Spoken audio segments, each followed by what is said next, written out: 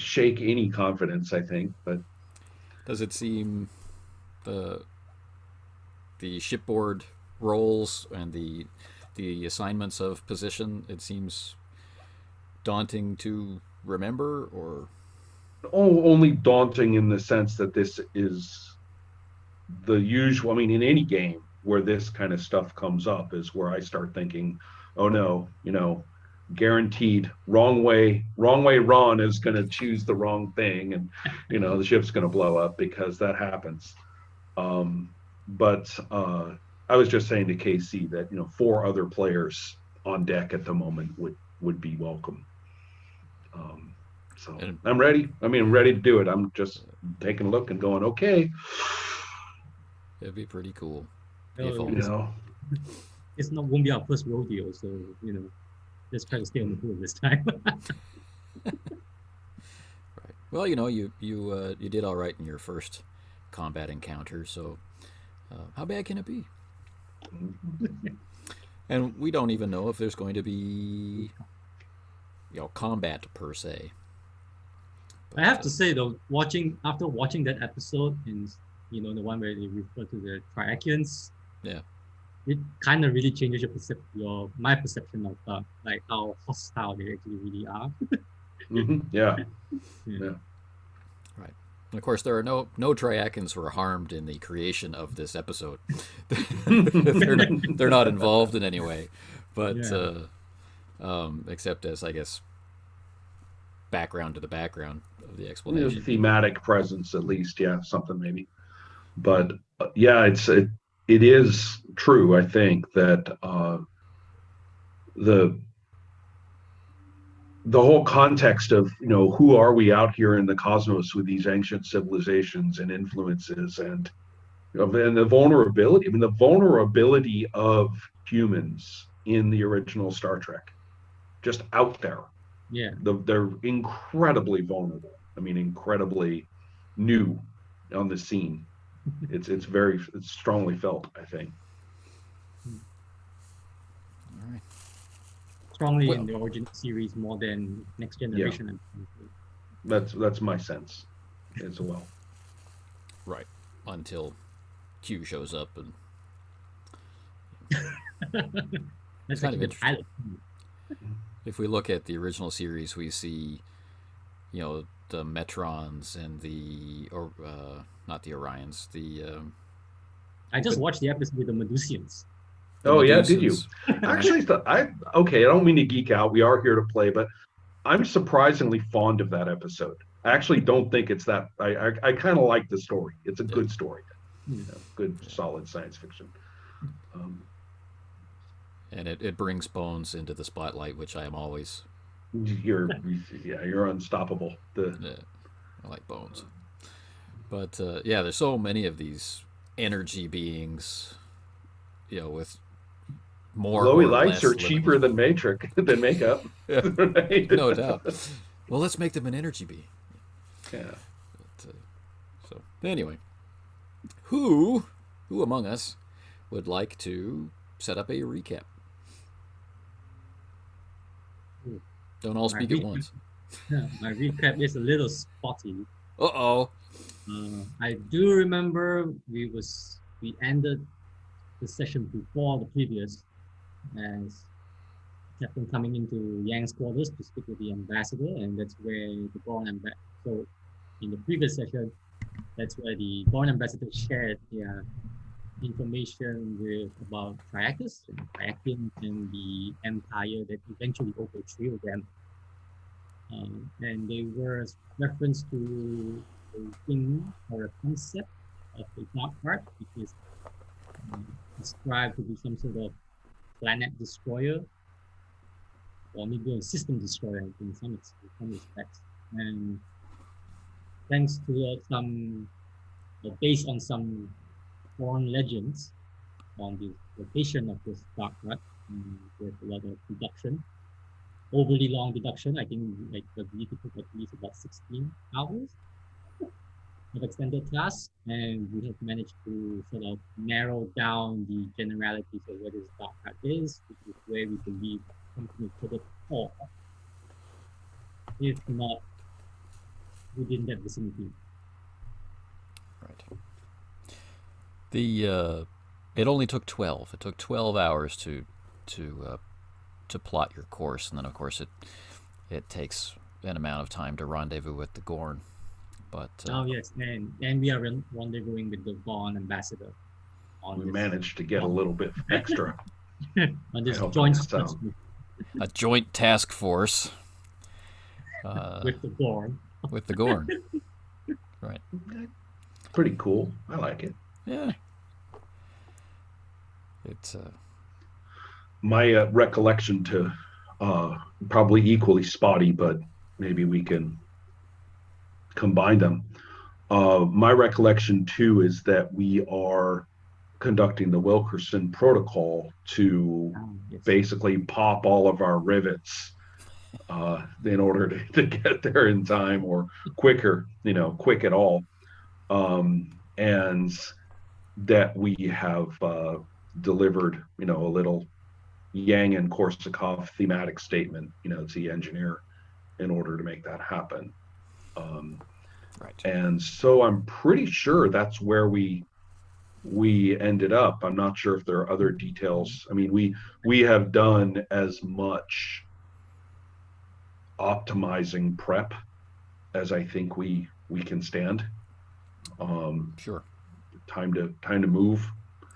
I don't know our objective, our immediate. Well, there's the mission objective, there's the ship directive, the overall ship directive, and then there is the, for lack of a better word, immediate command structure prioritizing, which is kind of what I need from our captain.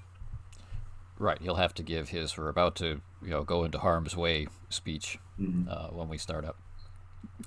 I guess the last detail we should review in a recap sense, because this has been slightly more than a month, this episode. So in the beginning, because of the bravery of Korsakov and Mbuto to undergo the memory scanner assembled by our Andromedan chief medical officer. our terror makes heroes of us all. we ended up with sufficient information to and the momentum was spent on creating an advantage for resisting the effects of the energy on a small scale. In other words, the mind-altering effects, which, because of that memory probe effort, were able to reveal what that might be like through sensor logs in the shuttles. This tied in with the pilot episode's invention of a way to modulate the ship's navigational deflector screens to resist this same frequency when used, for scanning and the transmission of information. And that technology has been present on the ship for a while. Of course, the Avicenna isn't rigged to do that all the time, right? But that capacity is there. So in the background, during all of this time spent in negotiation and in travel and in plotting the course and all of that stuff, Jim has had the medical and engineering crew develop a wearable device. Ooh, I was hoping about that. That's cool. But this is the sort of technology in Star Trek which will come with what's called an opportunity cost. You'll have to dip into your resources in order to make it available should appropriate things happen for it to exist or for it to be needed. So there's that. So those are all, where to go, who to expect when you get there, and you have no special defense for the ship, but you may have a way to maintain your privacy and maybe resist the transportation effect that you know to expect, and that's really where you're sitting in terms of preparation.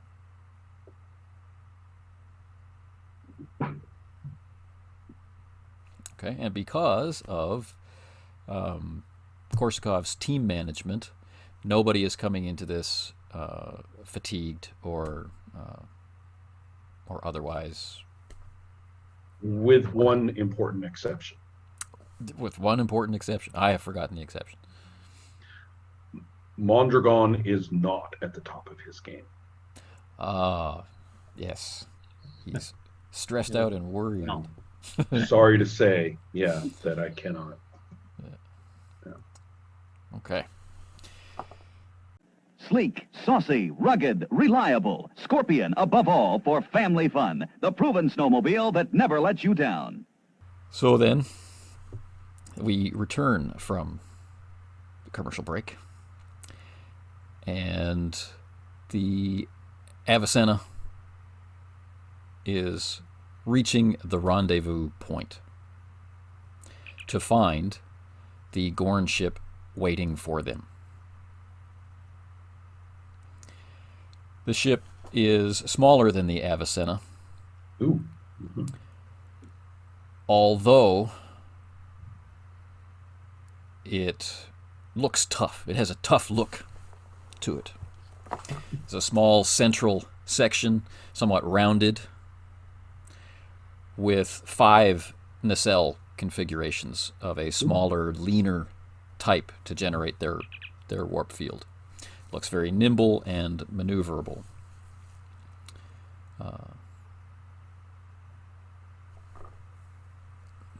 Wilkinson can be heard to mutter, "I've not seen anything like that."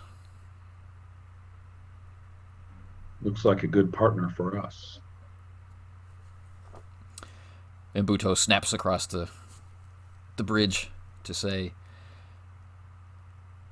She's almost double our. And he, Captain, the Gorn ship is powerful, if these readings are to be believed. And then there's a small expletive from Nigel Nickerson on the other side of the bridge, which will not be repeated in this time. Right. Subtitle as like an airplane. Golly. That's right. Like, how did they, how did they pack that much power in that small frame, kind of thing. And so it's just sitting there waiting, and then the communication. "We're being hailed," says Anya Smith.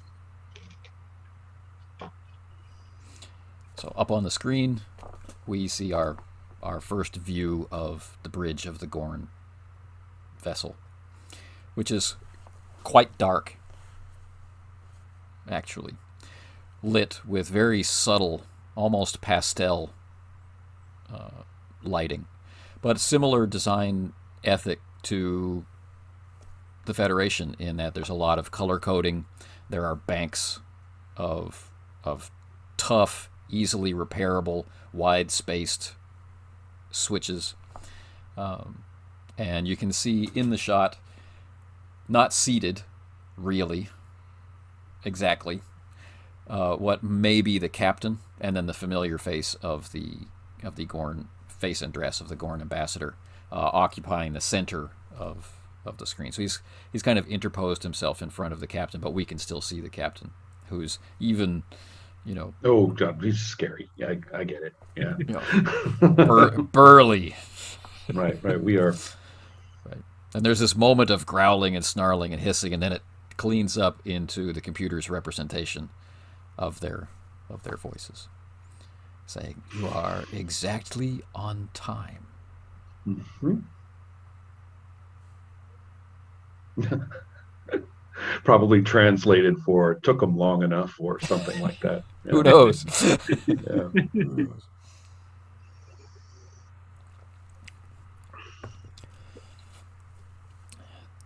They have the small matter to work out, and then he corrects himself. We have the small matter to work out of operational command. And Wilkinson's hand out of the shot, can be seen to tighten on the grip of the command chair. Says, "Really? We invited you to join us on our mission." My very thoughts.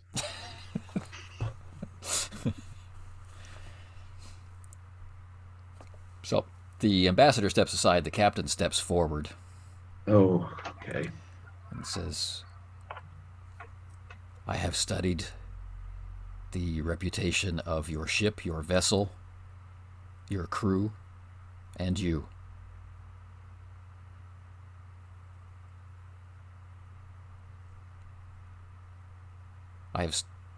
I have concern that your vessel is not suited to the task should this become a war.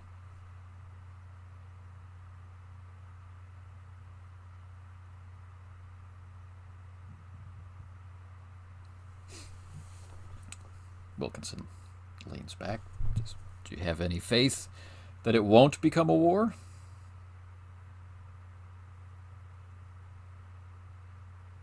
Long pause.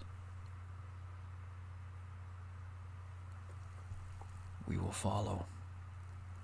Click, screen goes dark.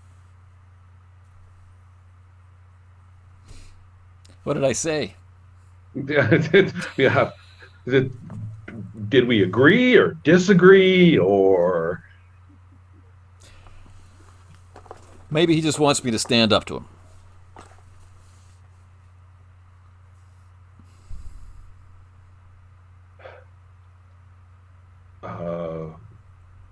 Permission to speak freely? Absolutely. We are going to have to go in with a number of guesses. Go on. We need to proceed with our plan, our mission, and if we can't keep guessing every single step what they're going to do next in negotiating. We've done the best we can. We need to go in. Awaiting the security, tactical communications, everybody is awaiting your command as to our immediate objective, and time is short. Well, Lieutenant Smith, open a channel, enter ship. Include the Gorn. Says, "This is your captain speaking. We have reached the last stage before we enter into the thick of things. I will not say the fray. I will not say battle. So we enter into the thick of things. We have a wily opponent, and I do use the word opponent, who has already tried to delay us by lethal force. He's trying to squish us. Good Lord. We have no guarantee that the crew can be recovered. We have no guarantee that they cannot. That where there is life, there is hope. But if it comes to an engagement of clashing goals, we will have to fight for our lives against what may be superior force and technology. For some of you, this is nothing new. But we now have an ally, a powerful ally, who has joined us in this struggle.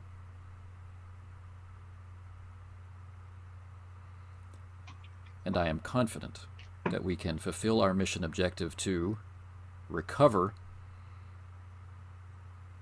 the Potemkin, which, as I'm sure all of you feel, means returning to Starbase 11 with ship and crew intact. I expect the best from everyone, and I know I will get it.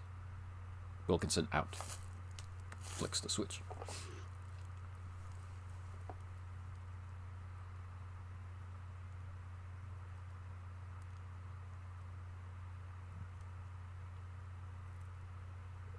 He's just looking at Korsakov. Yeah, All in right. addition, it's Right. ready is inputting coordinates and courses to our Excellent. ultimate destination. Well, I am the first officer. So here is my deployment. And I'll say, good work, Ensign Yang. I can see what he's doing. Maintain to Smith that we are to keep communications on, green light at all times. Doesn't mean they get to listen to everything we do every minute, with just Right. open channel, but green light all the time. If they talk and want to talk, we want to talk to them, that connection is maintained. That he said we will follow. That means we proceed. And I'm going to go ahead and just take the initiative here and say, for tactical, that our first priority is to cripple that ship's movement capability. Top priorities are to maintain their, not hit their life support, and to recognize all points of vulnerability for their maneuverability. We want them. We need to cripple the Potemkin, and we will do it.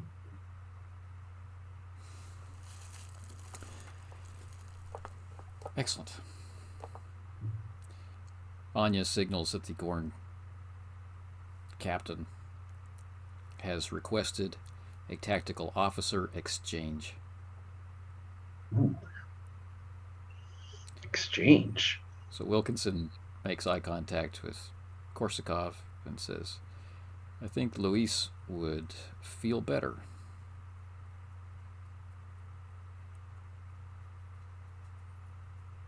You want to send Mondragon over to the Gorn ship?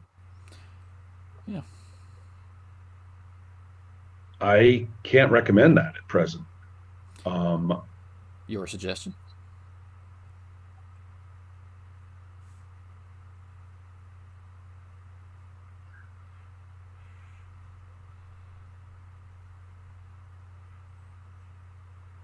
There are other security officers, tactical. There are other tactical officers available.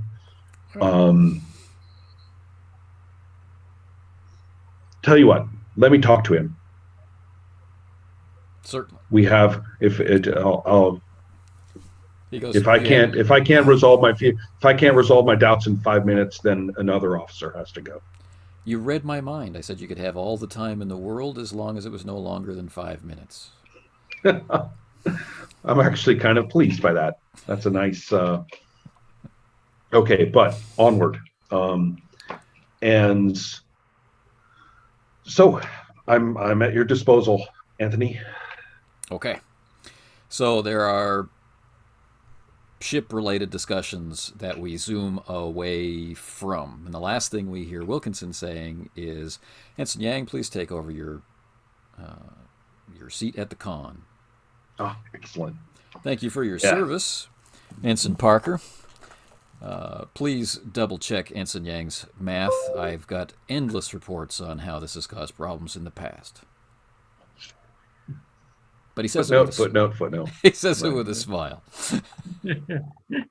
But we follow Korsakov out into the turbo lift and down to the security station where Luis Mondragon should be.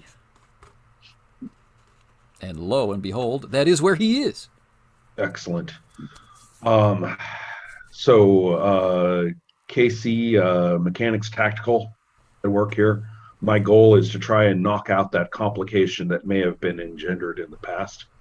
And I don't know what the mechanics are. Either it's a matter of a bunch of threats sitting there or a complication. difficulty issue or something of the sort. Whatever it is, I want to knock it down, if at all possible. So I'm going to. Where are we going to meet, or is that up to me? In the security office is Okay. where we are. Excellent. All right. Well, in that case, I'm going to open, I think, fairly straightforwardly. We owe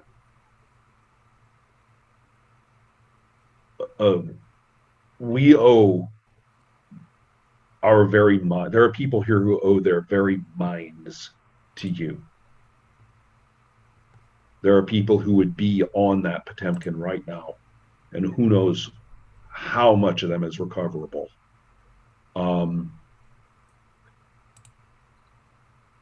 And we owe, their humanity right now to you.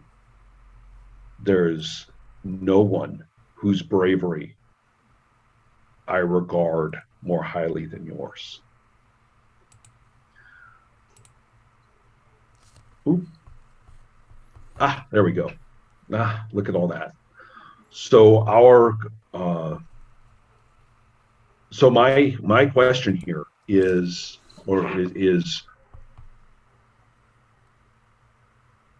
I need to know all of the doubts. I need to know all of the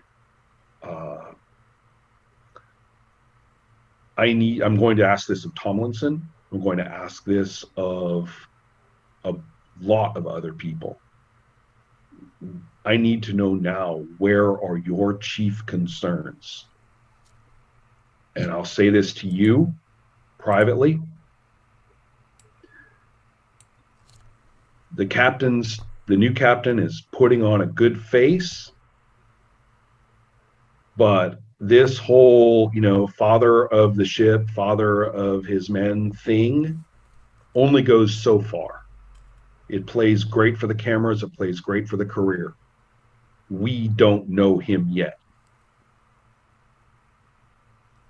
That's my doubts. That's my fears. Jose, what are yours? Luis? Is he being told about the exchange? Not yet. Not yet. Right. Do you want to play him, Casey? I guess I have to. Oh, no. You have all the choice in the world as long as you want to play Luis Mondragon. That's right. No, I love it. It's kind of like it's like the stage where the person's shoved out on the stage. Yeah. I will have to think about Mondragon's position. As I recall, it was a little lack of confidence. Was that the idea that he was having? He was stressed because he was put in the position of authority that he felt that he didn't really deserve. That's right. Yeah.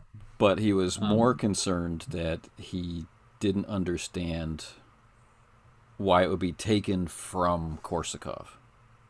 It was just protocol, like Starfleet regulations. I have to take this away from you. You can't do that anymore. Now become my first officer. But right. Yeah. Have I been demoted or upvoted or promoted? It's right. Right. So he. So I guess that would be the first concern from Mondragon's perspective, is the chain of command is somewhat muddled. Like, who is he taking orders from, and who is he entitled to give orders to? Because as far as Mondragon's working relationship with Korsakov is that he takes orders from Korsakov, whether as first officer or as tactical officer. And now that he's in charge of tactical, I think he still feels that, he still sees as Korsakov as the commanding officer. So he's not very sure of the command chain right now. Like, who should he really be listening to?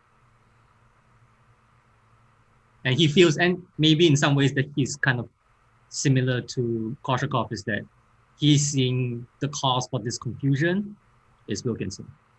Right. Right. Well, in a lot of ways, you and I have been thrown a real, we've been thrown a mess.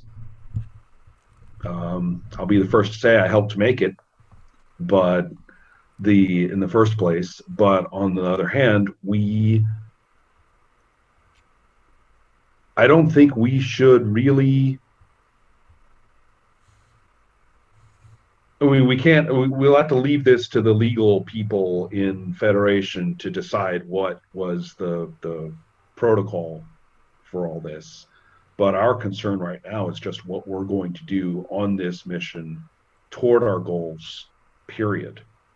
And let's make our own protocol right now.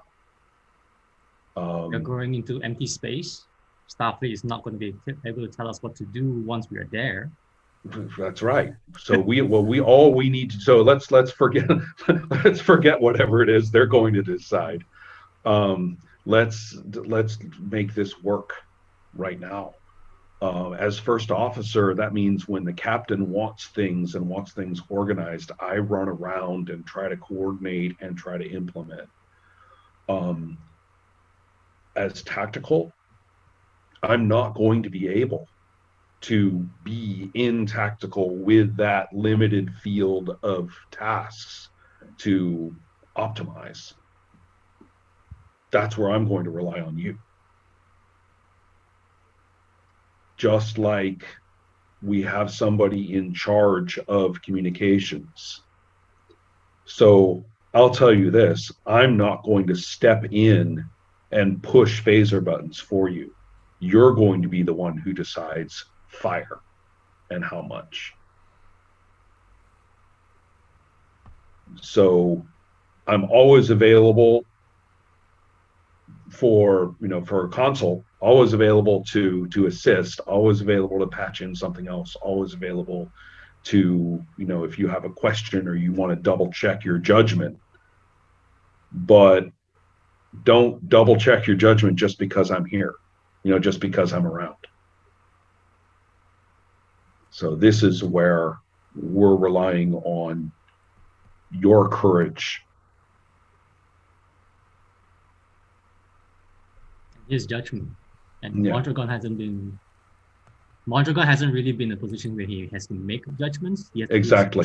Right. He's trusted Korshakov's judgment all the time, even in the first battle, which they have those.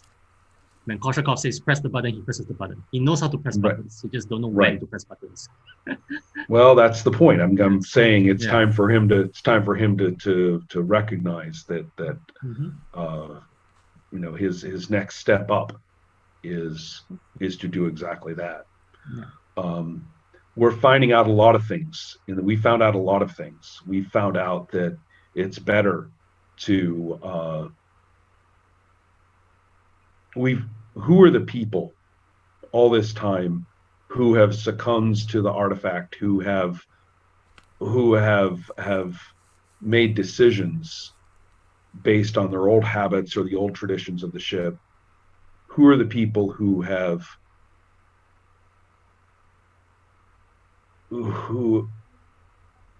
it's us older, it's the higher ranks that have made all the mistakes here.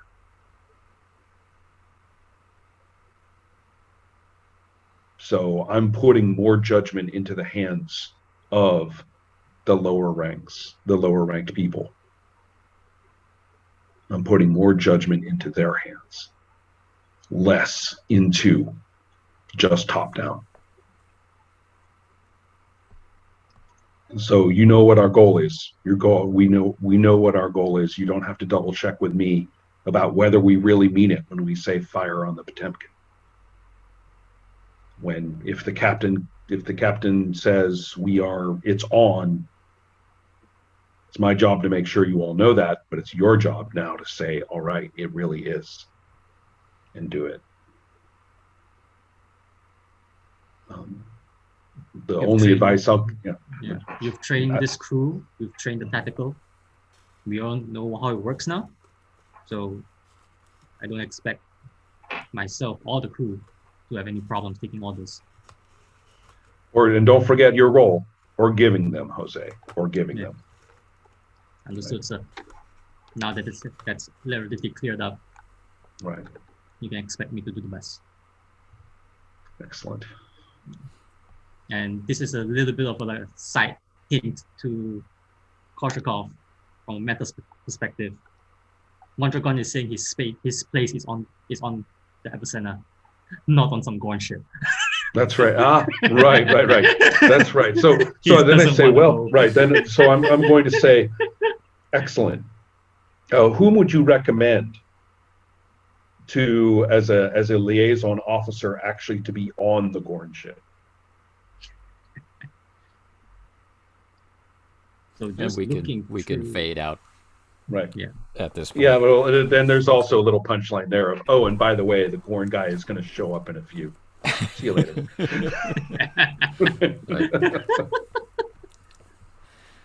Okay. So as that scene ends, we can hear the engine. Oh no. Building up.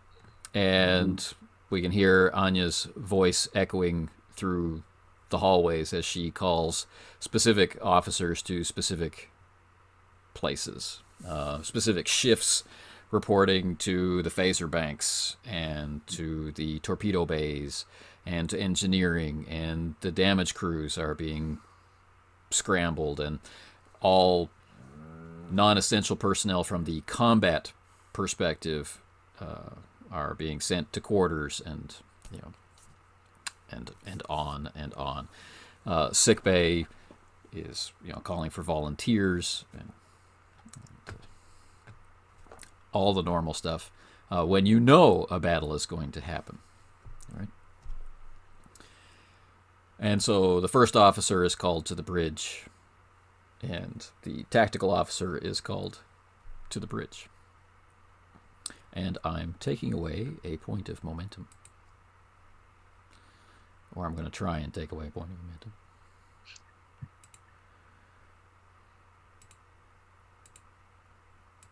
There we go. Now I have almost succeeded in taking away a point of momentum. It's interesting. It won't actually move. All right. Fair enough.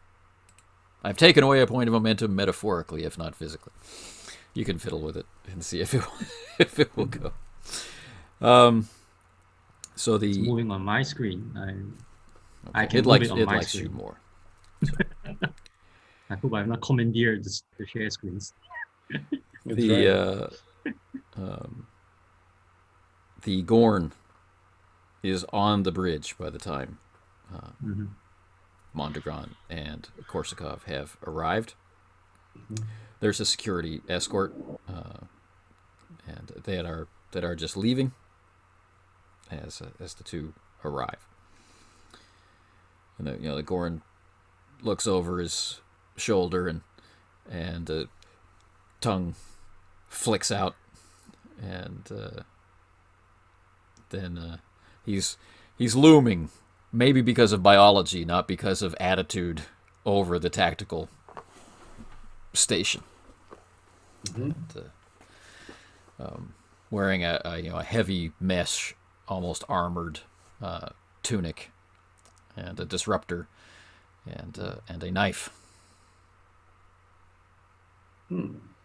Well, first of all, let's do a couple of points here. This fellow is now under the supervision of our chief tactical officer, who is Luis Mondragon. Right. Number one, that means under his supervision, and with limited access to non-essential, stuff for him.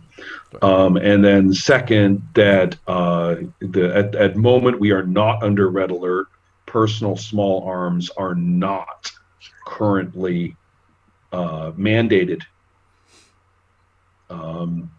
That we do recognize the possibility of boarding in the upcoming exchange. But at present,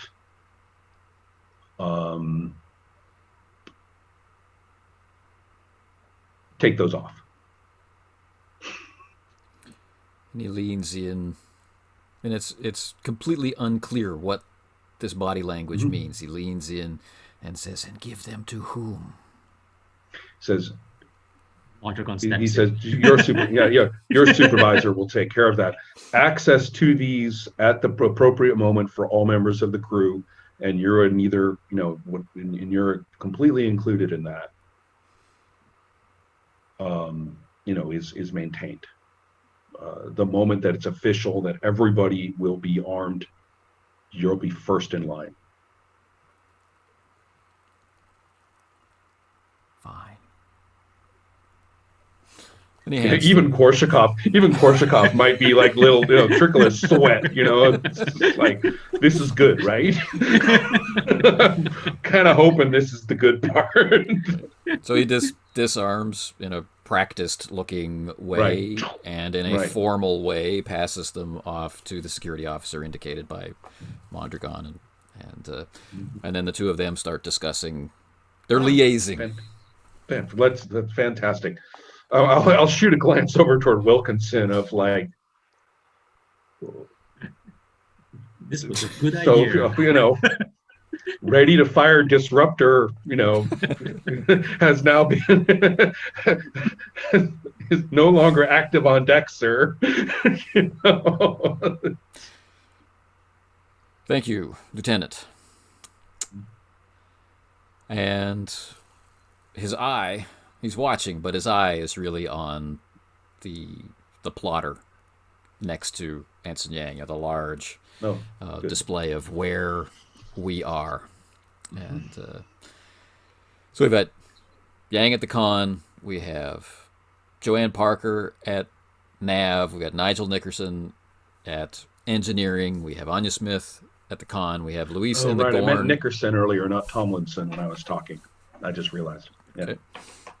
And we have two security officers at the turbo lift behind the captain. So we've got them, then Wilkinson, then Yang, then the main viewer. And the main viewer, of course, is just showing space. But in the distance, there's this dark nebula that was mentioned.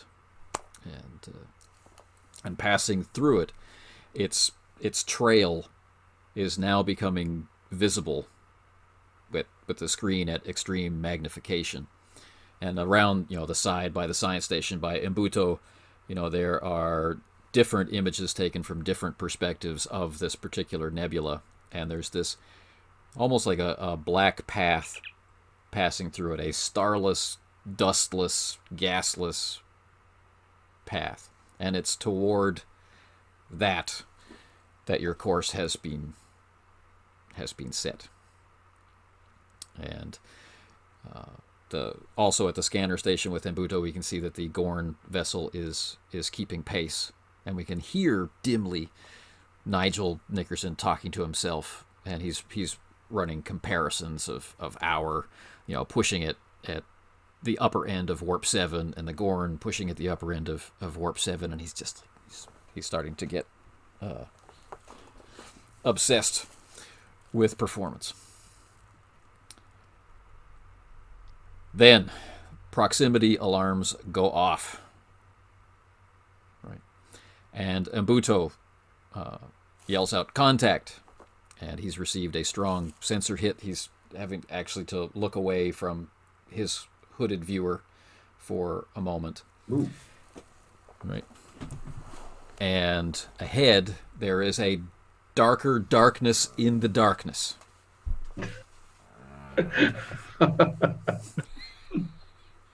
How Pulp Fiction of you. What can you do? Little A.E. Van Vogt, going on there. I like that. Yeah. And the Gorn is whispering into his communicator, liaising, and talking with Mondragon, and who informs the bridge, no sign of the Potemkin. And then the long litany of basic information, right? The object is cold. The object is roughly the diameter of Luna, Earth's moon, right? Although it's a plane rather than a spheroid, and it's of oblong, irregular shape, almost like it's the shape it needs to be to do certain functions rather than for any aesthetic reason. Right. And it's made of energy absorbent material. All right. I trust to the captain. I'll say, I urge all caution regarding this object. And I guess I'm gonna go ahead and remind the captain of his mission. Freaking Federation captains are notoriously unpredictable, so I'm going to, especially when large weird artifacts are involved. Have you noticed that? So I'm going to, I'll say, I remind you, Captain, our mission is the Potemkin. Understood. Not without a wistful glance at the artifacts, but we could just. He is, to be fair, this is well within Korsakov's wheelhouse to comprehend. This man is an old warrior. He's a campaigner. He's frontline fighter, and he's calculating this ship against that enormous structure and thinking something like all the photon torpedoes in the world or Yeah, the universe exactly. is not going to matter. Right? We're much smaller than a solar system. So he's evaluating how he would have to fight it if he has to fight it. Right. Ensign Yang, calculate an optimal intercept position based on the last known position of the Potemkin and how they will approach this system. Keep in mind that Anders is unlikely to approach normally. Yeah, for any of a number of reasons. So in other words, Ensign, pick a good spot where we can easily interpose between the Potemkin and transporter range of that station. Interesting. Transporter range, he said. I've been wondering whether an intership strike is better than a phaser torpedo battle. So is there a check involved in this? Yeah. You too can roll dice when you play a role-playing game. All right, so Ensign Yang is trying to figure it out, right? He's got all the navigation information he needs, and weirdly, though, let's call it a station, just for ease of use, the station absorbs sensor technology, it absorbs light, etc., etc. So it's a big nothing in the sensor scan. So it's still quite obvious to Ensign Yang, just not what it is or whether it's bristling with weapons or if it's bristling with antenna. He would have no way to know, but he knows exactly where it is. And Wilkinson wants the Avicenna to be able to prevent Potemkin from getting within transporter range of the station, if at all possible. You have to figure out how to do that. And you have the whole bridge at your disposal, except for Nigel Nickerson, who's got his own problems to deal with as he's trying to recoup the damage done to the Avicenna to get here.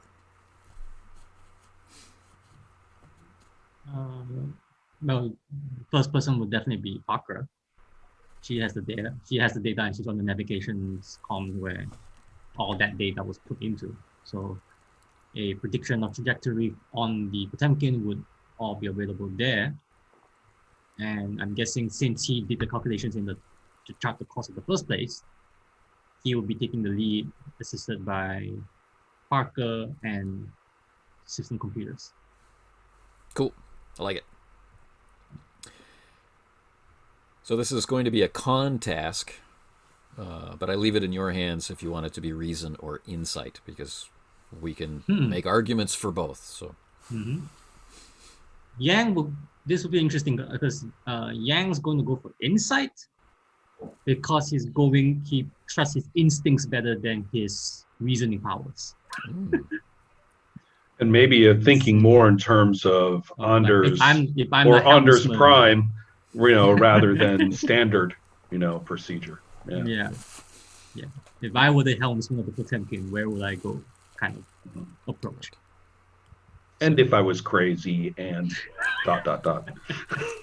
Okay, I'm an ancient alien intelligence. So we have 2 momentum in the pool. What's the difficulty for this task? The difficulty for this task, thank you for asking, is 2. This is not an easy task. This is a hard task. Right. Something tells me we gotta spend and earn in these situations, right? It's there to be spent, and hope we earn a lot. There's the consideration of Joanne Parker, who has technical expertise. Yes. Okay. So I'm looking into an assist from Parker, and hopefully her technical expertise can come in. I'm just thinking about how many dice to spend on this with a difficulty 2.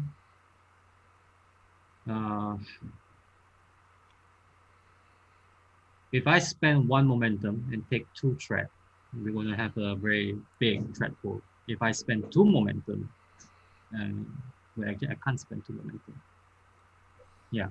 Then I'll spend 1 momentum to buy 1 dice, 2 threat for these 4th dice. So that's 4 dice.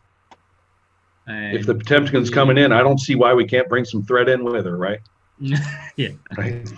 And if I get a success, then we can roll for the computer and Parker on an insight.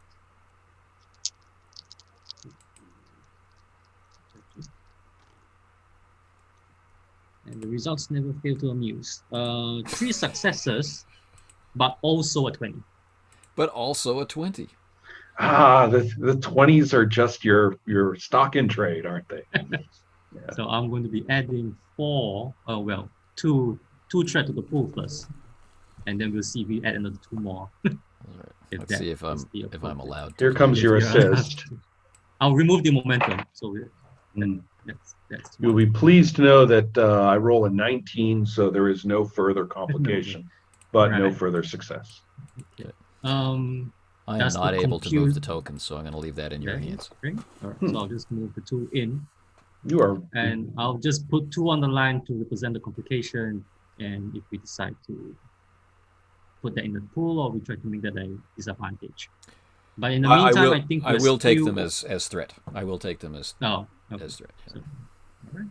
So 4 was added to the pool. Good. We need lots of that stuff.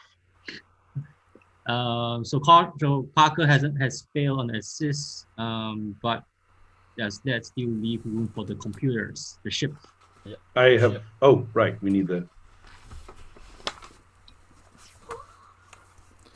Would that be the same with computers and con? Computers and con would be fantastic, which is 11. 10. Or 10, yes. 10.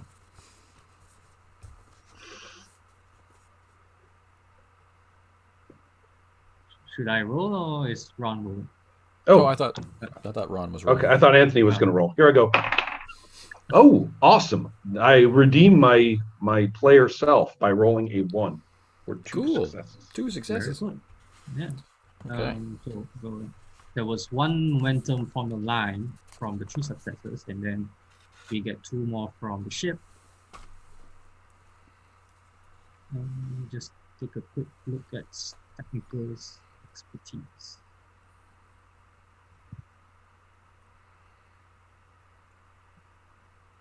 Which I forgot to put in the wiki. That's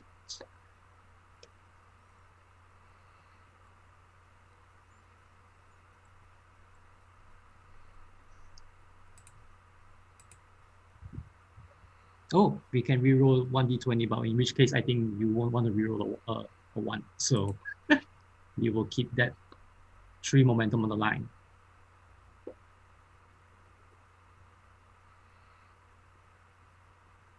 So that's our roll. Cool. Which means you ended up with how many successes in the end? That would be 1, 2. translated to a total of 5. 5 successes. That's not bad.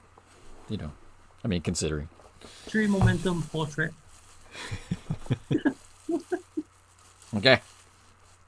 So 3 successes over the difficulty. Impressive. All right. The likelihood of being able to predict where Anders is coming from is vanishingly small, given the unpredictable course they were following before.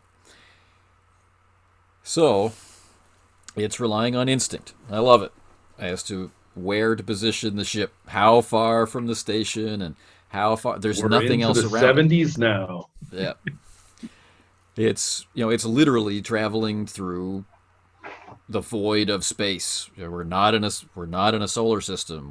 We're near nothing, and for vast distances all around the station, space is truly empty, right? As this device absorbs everything in its path, leaving pure nothingness behind it. So, as the Avicenna settles into position, coordinating with the Gorn, right? Because you got the advantage of having 2 ships, right? To be able to capitalize on movement around this large object at impulse speeds or tactical warp speeds, just little skipping in and out of warp. Ensign Yang can feel very confident and proud of himself of his chosen positioning. Right. And we see Mbuto nodding his head as he's looking at the scanner, and Wilkinson's just, now quite comfortable in the command chair, and he's just boring a hole through the big plotter, right, next to the navigational plotter next to Yang, not staring into the back of Ensign Yang's neck. Good. Doing his job. We like that. And he snaps a report off to Nickerson, report. And I will need lots of maneuvering and reserve power for screens, Nigel. And Nigel says, "You'll have it." But, there's a sheen of sweat.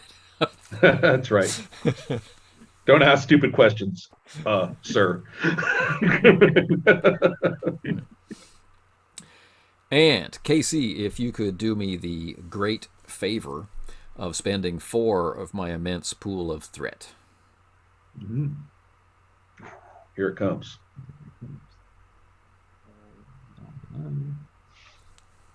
That leaves you with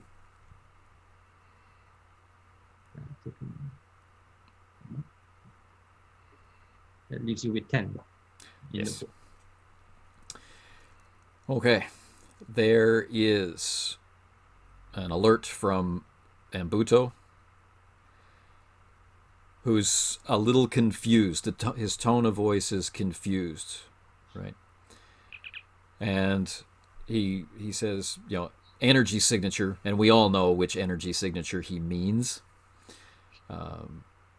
Not just some energy signature, but the alien energy signature detected. But it was just there for a moment, and it's, it's not at the station. It's right. else. Okay.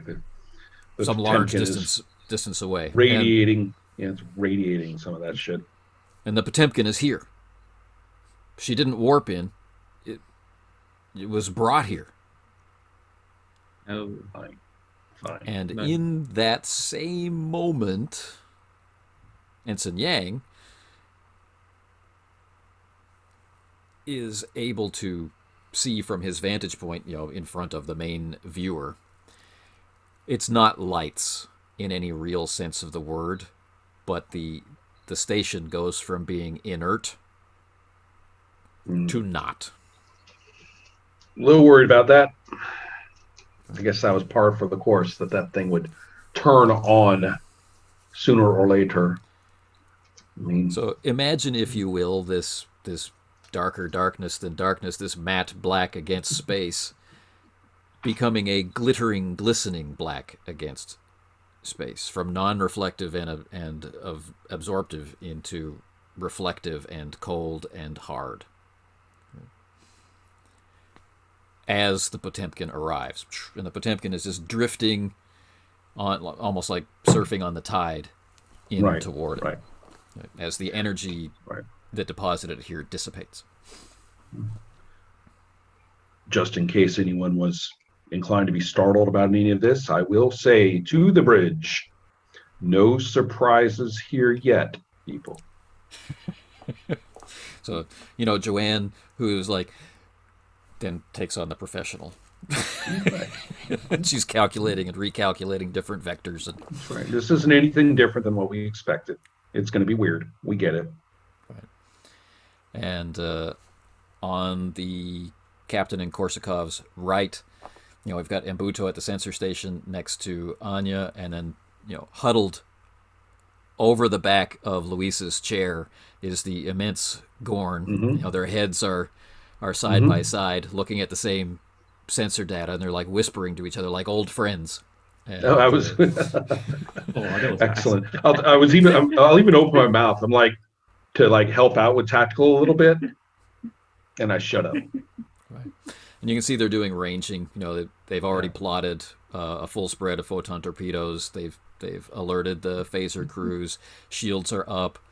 As thank God. Okay. As they were. Excellent. They're all ready. But Mondragon has also sent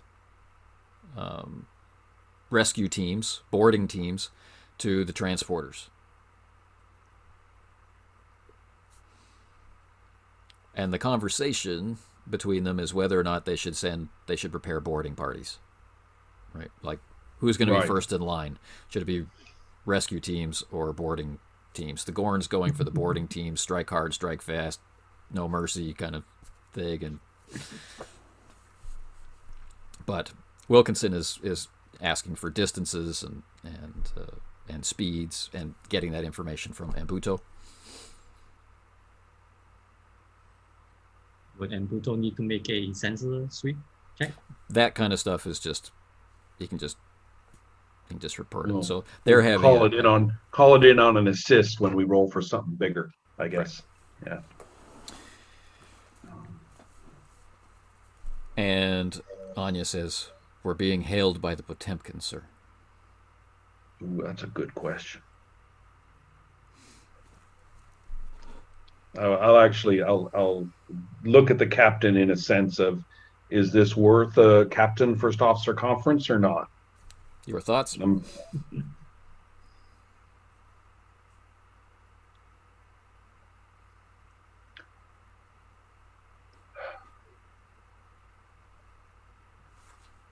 I argue against. Our mission is clear. That artifact that obviates negotiation.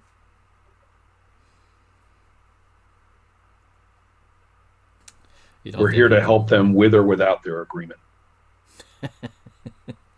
It's for your own good. Yes. But you don't think I should engage in conversation with a mind-controlling entity from beyond time and space? Particularly not when it's when it's speaking through the mouth of your old friend. Fair enough. Lieutenant Smith? Sir.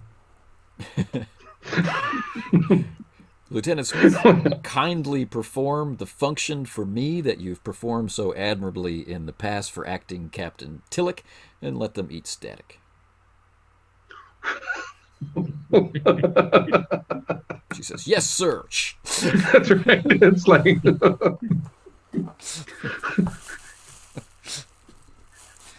well, now what? if you are registering under this category, press 8. If you Thank would you like for to calling speak, Starfleet Command.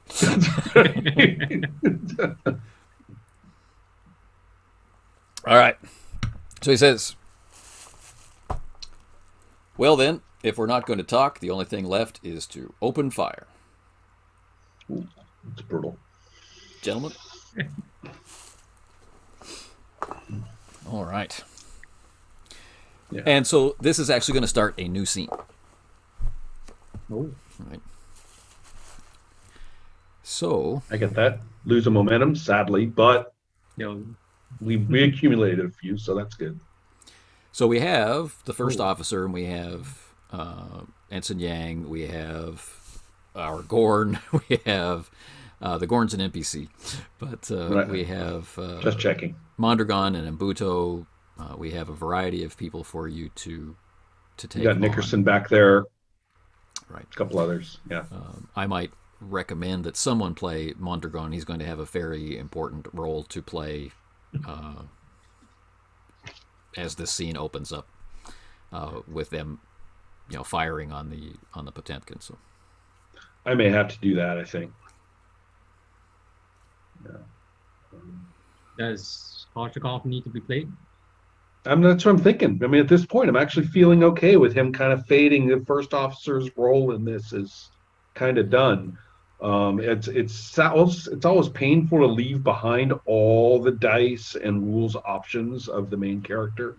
Sometimes, you're just shelving all of this game mechanics, available to you. But that's where we're at. he still can assist Right. using his normal totals, and he still has his role. The first officer thingy is a thing. So And it's tied to giving assists, so it's really quite appropriate to to know what Korsakov is doing right from the first officer sense, but to be actively playing one of the other characters. Okay, so you're going to do that. Yeah, Casey, are you going to be our intrepid pilot, or do you want to leap into the skin of Mbuto, or what is it that you're interested in doing? Actually, I was thinking of going into Mbuto only because for scan weakness. Yeah. And since disabling the ship is sort of priority right now, I think I will just do just that. All right, let's do that. Yeah. All right. So we'll let it ride for Yang, right? He understands the tactical landscape of this area extraordinarily well. He placed himself extraordinarily well. We have the advantage, so we'll just allow that to continue through. Yeah. All right.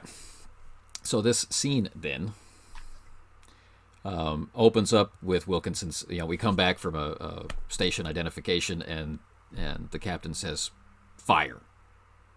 Right, and we have the Gorn officer. Who's not going to be touching any of the consoles. He's just there to liaise, right? With any luck at all, the Gorn ship will be coming in on its own with support and all. So. Right. So that you can take advantage of each other's positioning is why these two officers were switched, so that no one has to guess what to expect from the Avicenna or from the Gorn ship. Or deal with translations of donkey or whatever else, Right. Okay. We will start with Mbuto then. Right. So walk us through it. We haven't done this before, so you're going to have to go through the thought process anyway to get ready to scan for weakness, so we might as well just say it out loud. We are now entering into the combat initiative mechanics. So there's the minor action. But this is his task as a sensor operator. So it says here, sensor operator chooses a single target they can protect and attempts a control plus science with a difficulty of 1, assisted by the ship's sensors plus security. This task increases in difficulty by 1 for each range category beyond close between the ship and a chosen target. And are we close? Or No, beyond? we are not. We are starting at long. Ooh. Which is 2 steps away from close. Yes. So that would retroactively cause this to be a difficulty 3. With control and science, assisted by sensor security. This will be a high priority check for Embuto. So if I just take a quick look at his numbers. His control is 9 and his security, his control 9, science 4. 13. Difficulty 3 though. Yeah. He has a focus, sure. Scan interpretation. Difficulty 3 is a pretty hard number. Yeah. And let's have a look at the full.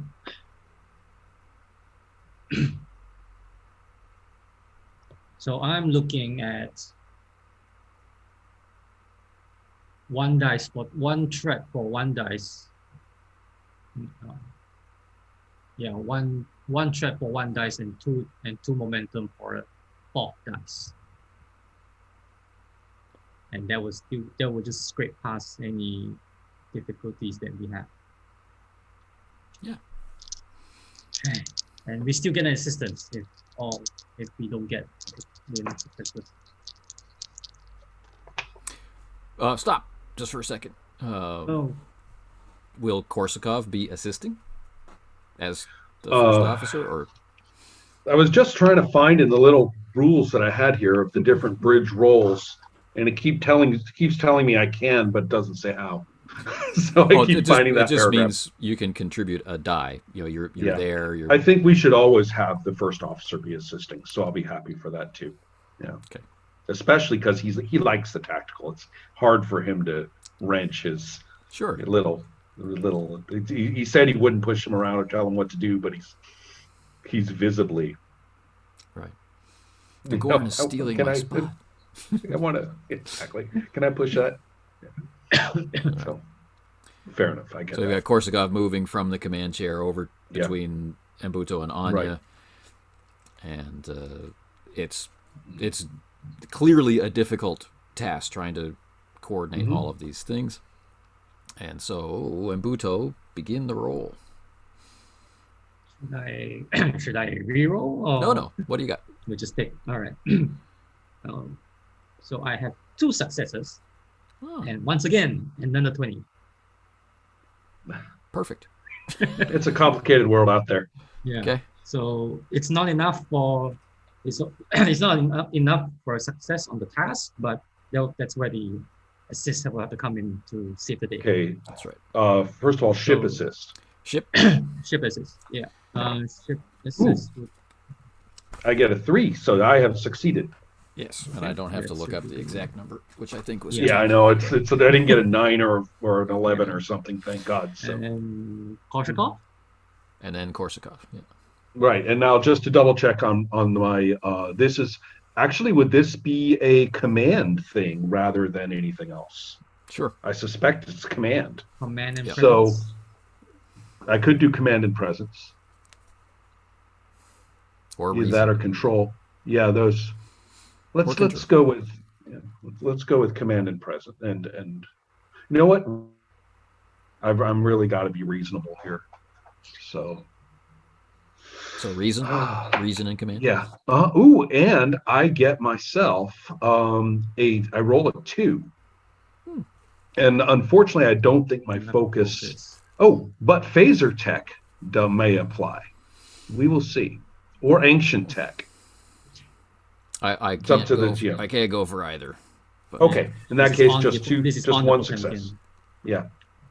So we have an excess success of 1. 1. Yeah. I'll put that on the line. All right. Well, we got one from Korsakov and one from the ship. So and you have Buto got 2 on a difficulty of 3. excellent. Oh, that's fantastic. So Yeah. we've got a nice bank here. Now, scan weakness, the whole purpose of doing it was, what's it for? Yes. Let's go back to that. Right. Oh, so are we going to knock down the difficulty? I suggest we've got horrible difficulty on the phaser shot. If Have this you been looking that over? if this succeeds, then the vessel's next attack before the end of the census operator's next turn gains the piercing 2 quality, ignoring 2 of the target's resistance per effect roll. Further, if any bonus D20s are purchased for the next attack, you can fix +1 challenge dice for each bonus D20 purchased. So that's a different thing. It's not from the 20 that I rolled. Right. Okay. Now you yes, rolled a complication. Yes. Okay. What should we do with that? What should we do with that? Okay. Like a kid on Christmas morning. Okay, so first off, we're at long range, meaning the appropriate weapon selection is photon torpedoes, not phasers. Okay. And the benefit for having scan for weakness is being able to reduce the ship's resistance, Right. which is pretty nice when you're using photon torpedoes. Using photon torpedoes will give me a little threat, but I don't mind, so it's cool.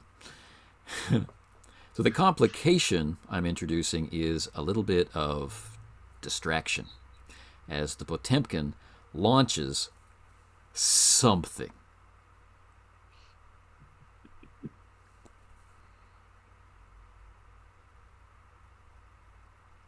Space equivalent of flares. I just want to say, It launches something, and it causes me to spend 2 threat this launch, but I'm getting it for free because it's a complication.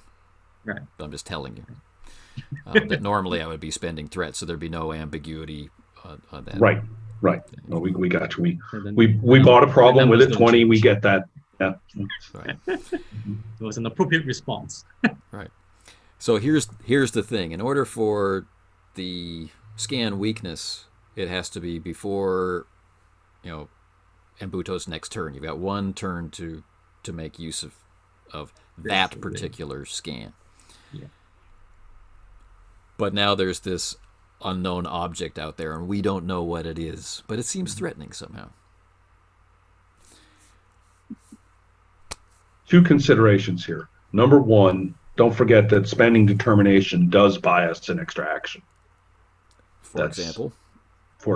So just in case we want to do a double tap of some kind, that's there.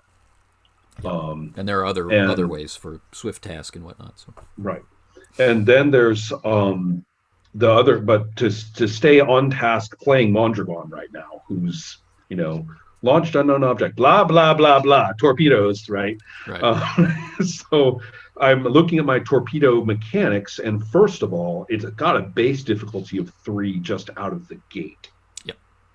Second, I am under strict direction to focus on the maneuverability of the Potemkin. We do not want to blow up its life support system.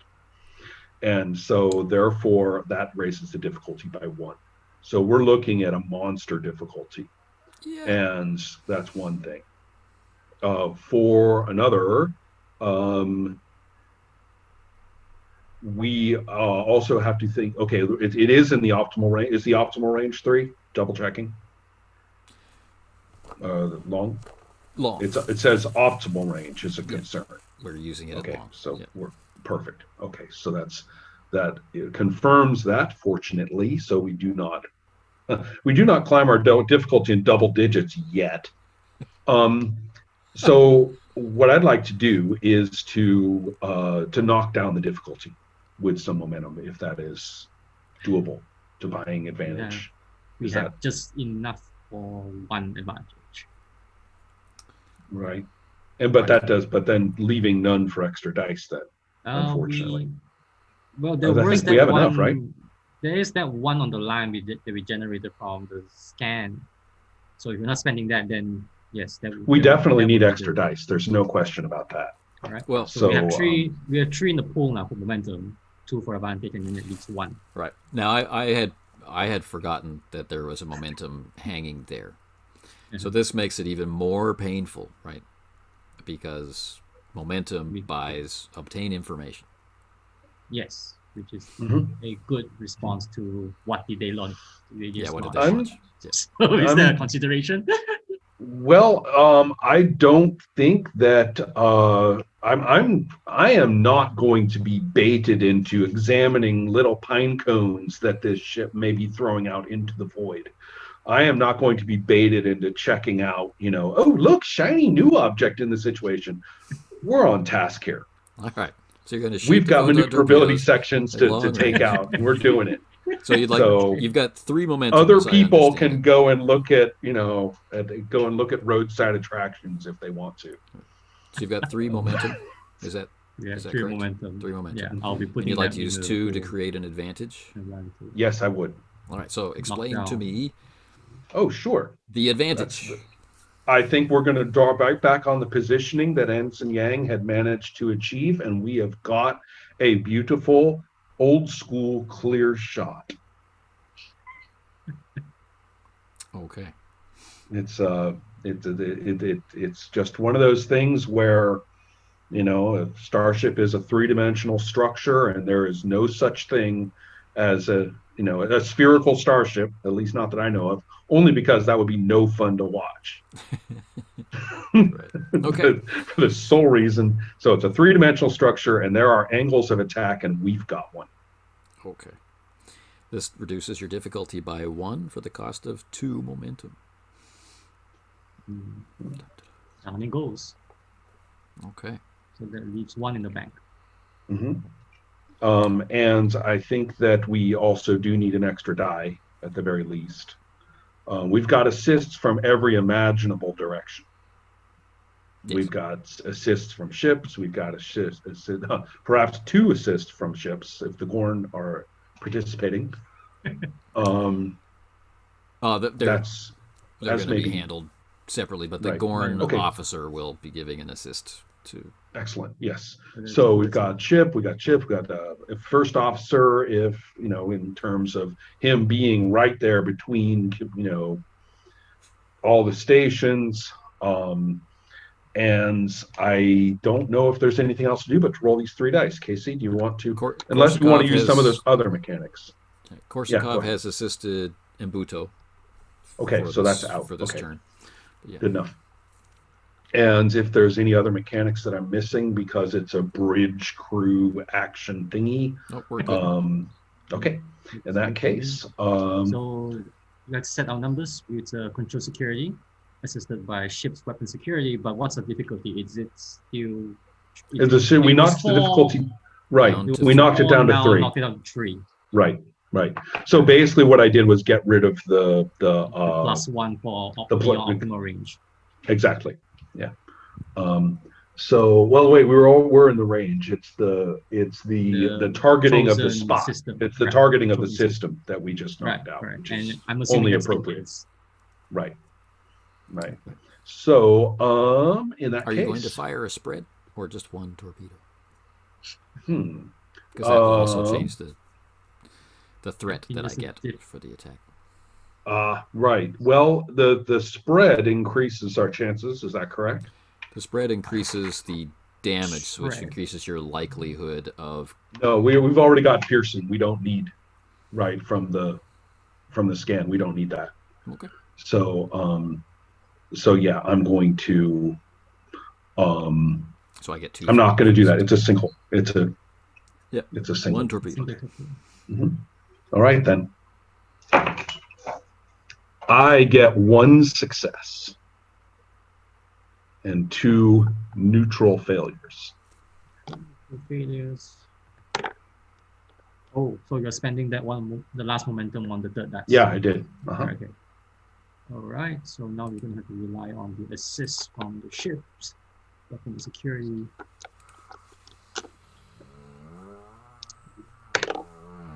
Weapon security rolls a 2, so I'm going to assume that's a success. I don't believe the ship has any. They have talents, but I don't think they apply in this scenario. So that's another success. That's 2. And then we have the Gorn tactical officer, which I don't have any numbers for. For him, it's a 13. He gets a 7. That's a success. So that's barely enough just to scrape difficulty. Right. 2. Are there any other assists or things that we had mentioned? Ship and Gorn officer. That's what we got. Those are the only Okay. 2 that That's I it. remember. Okay. So just enough. So we hit our targets, That's right. and we can proceed into the damage mechanisms. Yeah. Right. And so,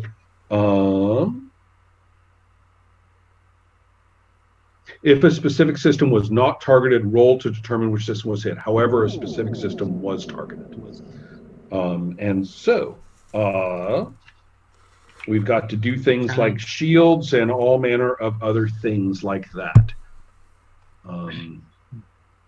So we need to determine the torpedo. It's a challenge dice issue, right? Yeah, the number of challenge dice. Okay. Oops. Where did it go?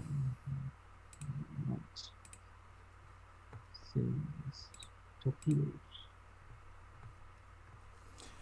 Okay, so I'll use paper. The Avicenna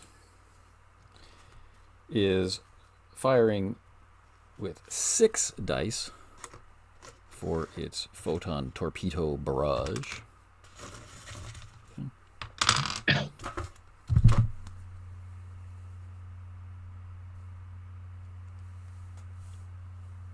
And to go back to the whole scan for weakness thing.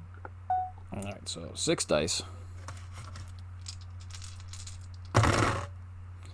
And we have 1, blank, blank, blank, effect, blank. Ooh. That's 2 damage and an effect. Yeah. And its resistance is reduced by 2. Yep. Mm-hmm. If any bonus d20s are purchased for that next attack, it will be +1 for the.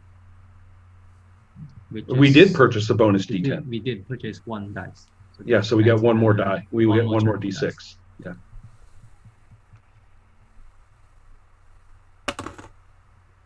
Two. That was a good momentum, well spent momentum in that case, huh? So that's, I believe, an effect of 3 at the moment, and its shields were or its resistance was reduced by 2. Right. So you have generated 4 points of damage and an effect. And the effect triggers high yield. So if you get a breach, which you have not done, then you would get an additional breach. Mm-hmm. We were just 1 damage short of a breach, I believe. That is correct. So right now you're looking at doing 4 damage to their shields. Modification of this roll is not accessible, right? This was a roll and eat it, or are there re-rolls involved somehow? No, we're now in a because we had position no of momentum. using momentum for combat effects. Which we have none. But you have no momentum, so now you are done. Yes. Okay. Doo-doo. Okay. Time for a point of determination and a reshot. Well, it's still difficulty. It will be difficulty 4 for the next shot. Right. Maybe range is something that we want to consider getting into. Yeah, maybe we should just close in and. But do we want to do a double tap to do it with determination? Because I really do think we've got our kind of one chance here. Whose determination do we have to spend? Mondragon's? Does he have it? I'm not sure if they have that. I don't. Mondragon doesn't have value. Yeah, I think only main characters for that. Managed to spend all of the determination on the bridge. Okay. All right. Because I know Yang doesn't have any more determination. Yeah, I think I spent mine too. Yeah. At some point back there. Okay. So then, the Photon Torpedo, its beautiful shot, it strikes against the shields. The ship, you see the bright nimbus of energy, but, Embuto is shaking his head. Good shot, Right. Luis. But shields are still up.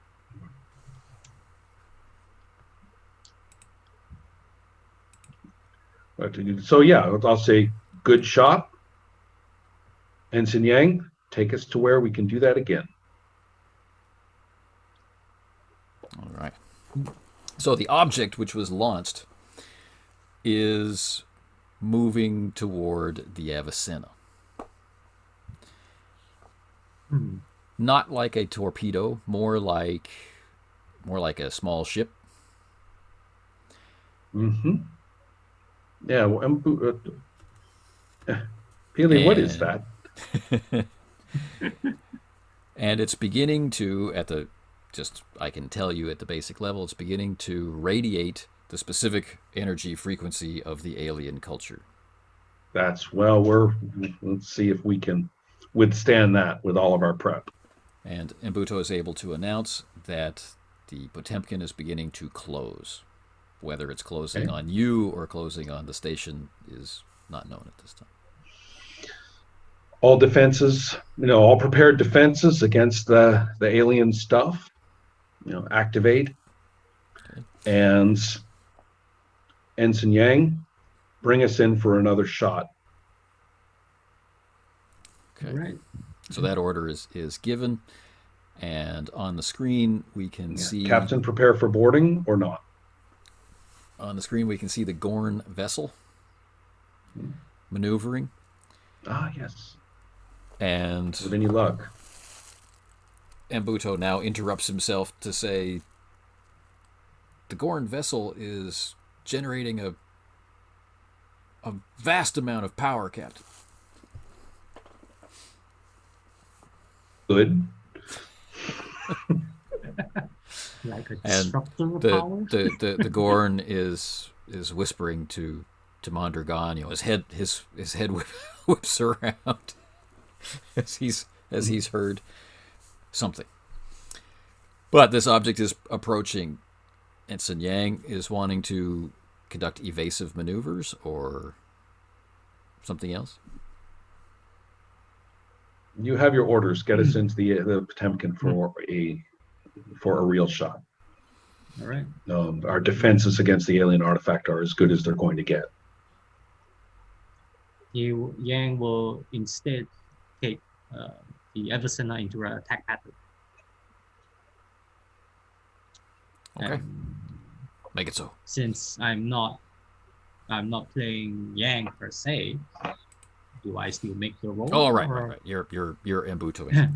Yeah. So Yang receives his orders and begins moving.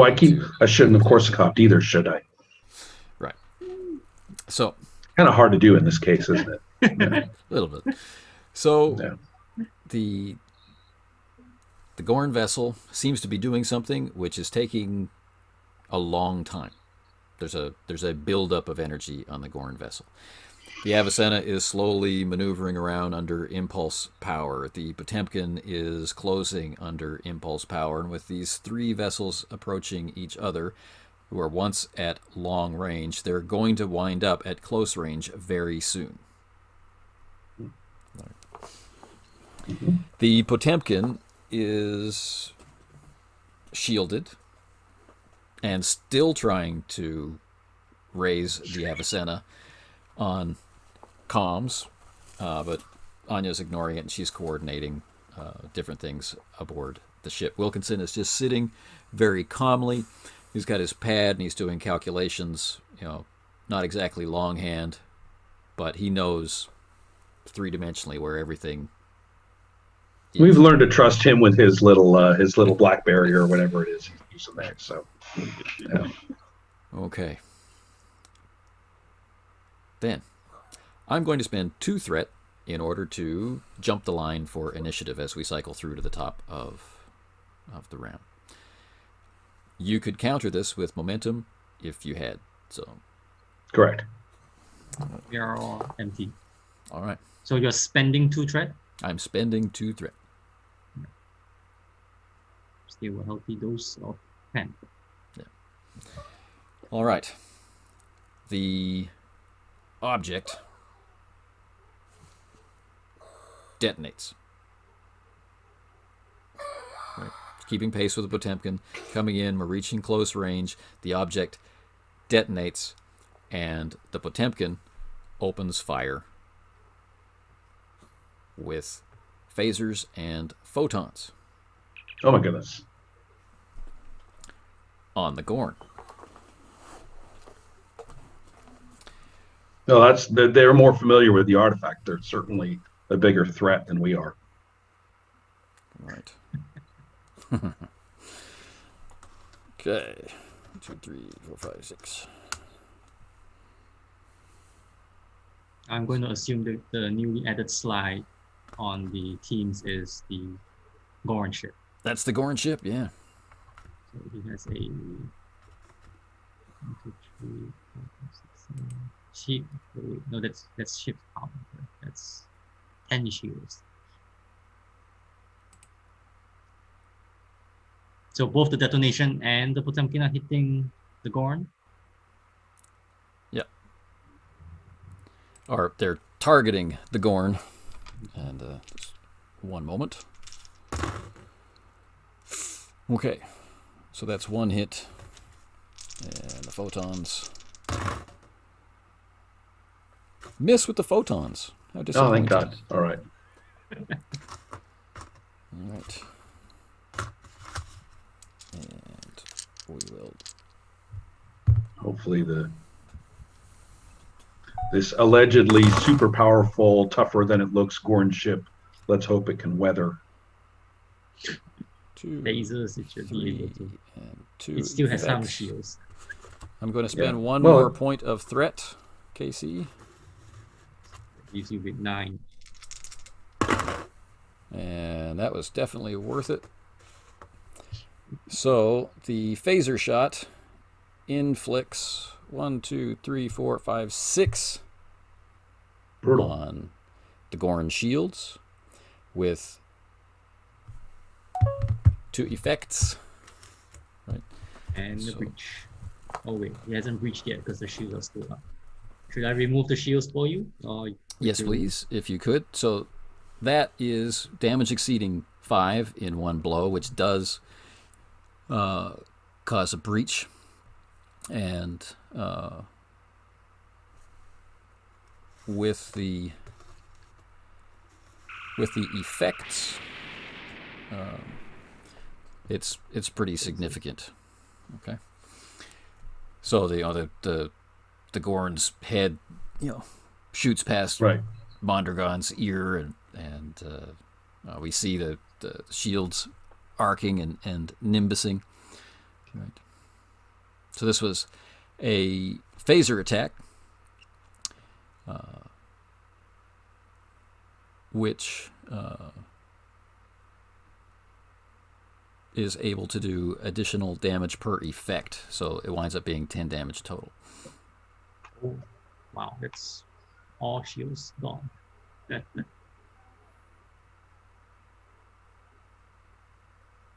All right, Does now that we're back. translate to 2 breaches then? 2 breaches, yes. Okay. And we are back to the Avicenna, the Gorn ship. But our signal from the Gorn ship, we get a brief cut to it. We see They're busy. lights flickering. We see a console explode. Right, one of the Gorn is thrown back with his arms on fire, but the Gorn ship is still bearing down on the Potemkin. Well, they are not backing down, and neither are we. So we basically they have bought us our opening. Playing Mondragon, we're shifting to phasers because we're at close range. And we're at this point, we have no momentum in the bank, if I'm not mistaken. So we are really actually quite risky here in doing this. I'll even say, we need everything on this. Somebody, tell me what I need to know. So I'm going to want the assist from everybody because we don't have our advantage anymore. So we need all the assistance I can get. That means, can I get an assist from Yang for the navigational? He says he brought us in close. We got to maintain that. Got to maintain that trajectory that we had established before. Can we translate it as Yang not making the check for attack pattern, but rather just translate it as an assist? If that's I think that's probably a good idea. That's my thinking. And so then we have an assist from the ship, obviously, an assist from the Gorn officer, obviously. Korsakoff, is he available for the assist now because for a new role or not? He is. Okay. So that's 4 assists. For weakness bonus still applicable, or has it ended since? It's until Mbuto goes again and you decide the order of the crew. Excellent. So I suggest, I suggest Mbuto is going to wait on that. It's the next attack, so you've already used it, so there's no sense in holding. Oh, true. That's what we were asking. Okay. So in other words, we've already used it, so that's just... It'll make more sense for Mbuto to go again to try to scan. Right, to do that now. Yeah, maintain scan, keep that, maintain the scan. So Mbuto's role comes up next, if I'm not mistaken. Yeah. Okay. If that's what we're going to do. This will be just a straight roll, I believe. No momentums and no threats to spend with. Right, but an assist from the ship, obviously, though, right? Yes, there's still. And it's a difficulty 1, so the chances are still much better. And since we are close, that's no more an issue. Excellent. Right. So there'll be straight roll from Mbuto, control and science.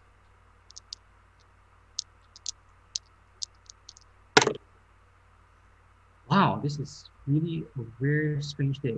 Let's see, Mbuto, control and science is 13. So I have 1 success and again a 20.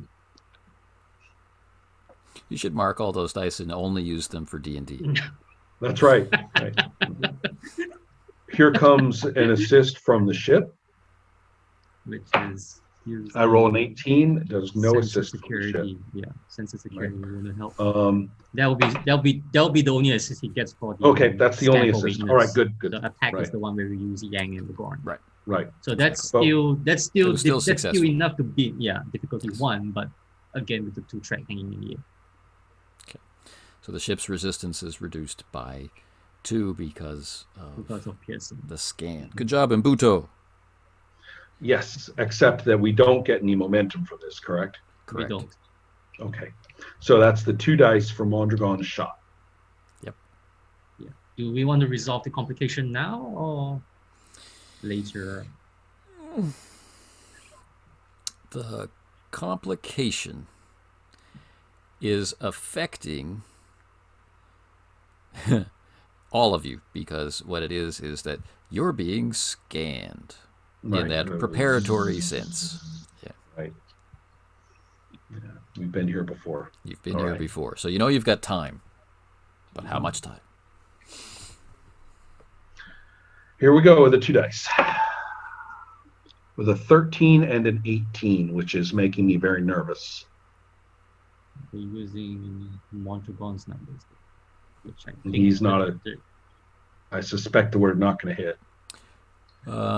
Control 8 and security 5. 13. 13, exactly 13. Security 5. Thankfully, really? we gave him a +1 in the last session.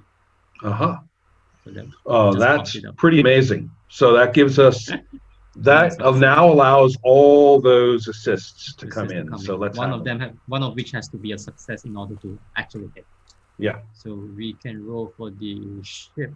which I believe is using weapons and security. security. That's a hit. That's a succeed from the ship. And then we have the Gorn, which is a 13, I believe. Yep. He gets a 14, so that's a no. But that's He's still upset. Yeah, that's still too. He's upset because his I was ship going to say, blown I up forgive the corn. Yeah. His attention is wavering. elsewhere. So that's two Now- successes, which is just enough for the phaser to hit, I believe. And we also have the benefits of the scan for Scan for weakness. weakness, which is piercing too. Mhm. Okay.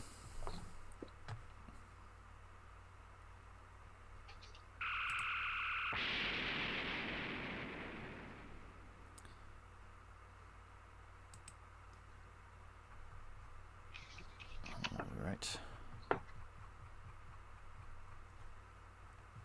So now we get our effects dice, if I'm not mistaken. That is correct. Our challenge dice. We are rolling on challenge dice. Right, effects are I'm the still little still having stars. trouble finding damage here. For what? Oh, and we have to use a power requirement for this. Yes, it cost you 2 power. And two power? Is it not an energy attack? Yep. Which says 1 unless we choose to spend additional power. Right, it's a 2 maximum additional of 2 power. Yes. Oh, unless we 2 power, we can spend up to 2 additional power to increase the damage by 1 Right. per additional Seems power like a good spent. idea, if you ask me. So we can technically go up to 3 power just to get 2 additional challenge dice. Should we? I would like to zap with a little extra power right now. Well, our power is full, and I believe it stands at 12 or 14. No, it stands at 10. It's on the sheet there. Yep. Yeah, it stands at 10. It's full, but it's 10. So if we spend 3 now, we'll have 7. That's And a lot. We do have to, but we also have to consider that power is spent for other things like moving the ship in warp and that sort of thing. Maybe not maxing out. What happens if we spend 2 instead of 1? But no, you can go up to 2. If we spend Right. 1, then we just add 1 dice. We spend 2, we add 2 dice. Okay. Spend 1. So to add 1 die. So, all right. So that means we'll lose 2 Right. power. We're a small ship. We can't blow everything on at once. But we got to spend some. We got to put a little extra into this particular shot, I think. Okay. Which actually now brings up another question, since I'm assuming we'll have to roll for system to hit, since we've not decided to specifically target the engines. That is Otherwise, correct. we will have. That's unfortunate. I probably would have specified if I'd remembered, but okay. But then I we would have missed right. because the difficulty. Exactly. So the luck of the draw has led us to hit something. So, all right, this is what happens when you get, this is what happens when you do bad things. We'll see how many people we kill this time. Yeah, but like we were talking about before, the targeting specific systems is more of a next generation thing anyway. So okay, all right. All right. So System do we hit roll for table. the- Yeah, 18 weapons. that's That's Even not better. bad. Yeah, And you could be have better. Could be a lot 8. worse than that. You have 9 challenge dice to roll. A whole bunch of blank black fields. I can't wait. That could happen. we just need 4 to roll blank fields, and the rest just 1, and we'll still get our breach. Oh, just once I'd like to. It's like the Orion ship, it's like. All right. So we have. We took out the Orion ship apart quite. I know. As I That's what I'm recall. saying. Speaking of The luck was tearing very- things apart, you got 2 blanks. Ooh, You got 2 1s. You got 2 2s. 3 2s, sorry. And 1 That's one effect. effect. that's a pretty nice. That's a pretty nice array. 6, That's 9 damage, if I'm counting correctly. Oh, plus the effect, it's 10. 2, 4, 6, 7, 8, 9, 10. You get, And it's one versatile too, so you get 4 bonus More. momentum. That's what we want right there. momentum. That's what we want. I want lots of that. Wow, we get 4 momentum. Yeah, thank God. Filled our Wow. tank. That was that's we dealt as much damage to Potemkin as the Potemkin dealt to the Gorn, so I say that's a fair trade. if Yeah, you're not yeah. Gorn, I suppose it's a fair trade. Right. So you've got your damage spends, things to spend momentum on. Oh yes, that is true. That is very true. Let's go take a look at that. It's a long list, as I recall. Oh, Weapons is a lot. damage. We could reroll Finding my damage, weapons we damage could page. We could use a devastating attack. We could just roll bonus damage, which is just Well, one. there's impact. Oh, there's penetration as well, but penetration we already have. It's wrong. Yeah. Right. The scan. So this 10 becomes 8 because of the remaining resistance of the Potemkin. No, that's what effect dice are for. So I'm okay with that. Damage effects. Now this is what we're looking at. Effects. We've got well, we could be there's always vicious. Which is hideous. No, you're not buying effects. Okay. The phasers have the combat effects. momentum. You're looking at the momentum. Spends table. Yeah, I'm spends looking table. for the momentum spends. Ah, there we are. Spatial combat momentum spends. Got it. Yep. Half primary attacks damage rounded up. That's actually pretty brutal for devastating attack on the cost of 2 momentum. That's dealing an additional 5 damage if I'm reading Is that necessary to what's the baseline that we're achieving already? We have in terms of 10. We have we have 8 10. We have 8 damage. Yeah. 8 damage plus 4, that becomes 12. That still translates to 2 breaches. No, you've got 4 momentum.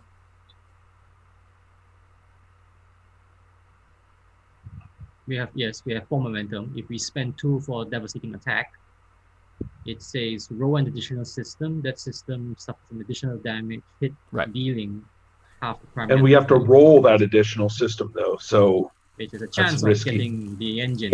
Yeah. We are lucky. Or most likely structure. So that's one possibility. I might continue with possibilities. Another one is a swift task to suddenly target that the object. Is the object still in? Yeah, was that object, did it detonate and it's gone? It's gone. Yeah. It's by detonate it has released its ill effect. Its presence. Yeah. Well, so yes, a swift task would allow another shot perhaps at the engines this time. The targeted attack. You rather make the whole attack targeting thing, or that's what I'm debating. Do we just do I think yours is safer because it's not another roll. Yeah. The only downside to devastating attack is that you have to roll for it, which is not a guarantee that you hit. It's the target. We're trading off the targeting versus the accuracy probability. Yeah. So but then again, we have 4, so you can actually do both if you choose not to put any in the bank. Yeah, how millennial of you? Why can't we have both? Right? Yeah, neither of them are repeatable, so we can't devastate attack twice, so neither can we split. Right, exactly. Yeah. What do you say, KC? Are we gonna? It's kind of ruthless. I mean, that random impact on God knows what system is kind of ruthless, but we can't take 2 swift tasks. You're absolutely right about that. Or do you want to keep some in the bank? That's banking is good. The bank we've been really scraping it out. I kind of like the idea of keeping some. So I think if it was up to me, I would have said 2 for devastating attack and 2 in the bank, just to play safe on both sides. Let's do that. Let's do that. I'm glad we went through all the options to think about it, because we know this is what's on Jose's mind right now, right? What what are we should I doing do? here? Yeah. And he's kind of hovering. He knows he's got a second shot, Mhm. but he also knows that all sorts of reasons why not. So he's going to exert self-control. He's learning to make judgments. That's right. He's like, it's up to me. It's like, it's up to me. He's got a split second. It's up to me. Right. Good boy, Louis. No, those are people on that ship. Okay. So we find do out roll, what the other however, system Another is. system that takes 4, Right. which is not enough for a breach, but it's damage.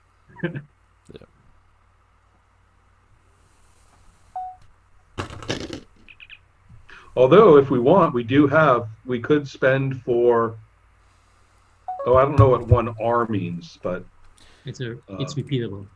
oh, right. Well, there is bonus. Yeah, I see. There is bonus damage, damage, which takes us to 5. And we have to spend 1 for it, which is sort of true. I was thinking we could turn that into a breach onto the other system. We could spend 1 momentum to turn it Sensors. to 9 damage. It's the other We system. get sensors. Okay. Sensors. I'd say we do it. Let's do it. Okay. Yeah. Let's take their sensors out. Just take them out. Yeah. So we're spending 3 momentum in total. Right. So that leaves us 1. 1 in Right. the bank. Okay.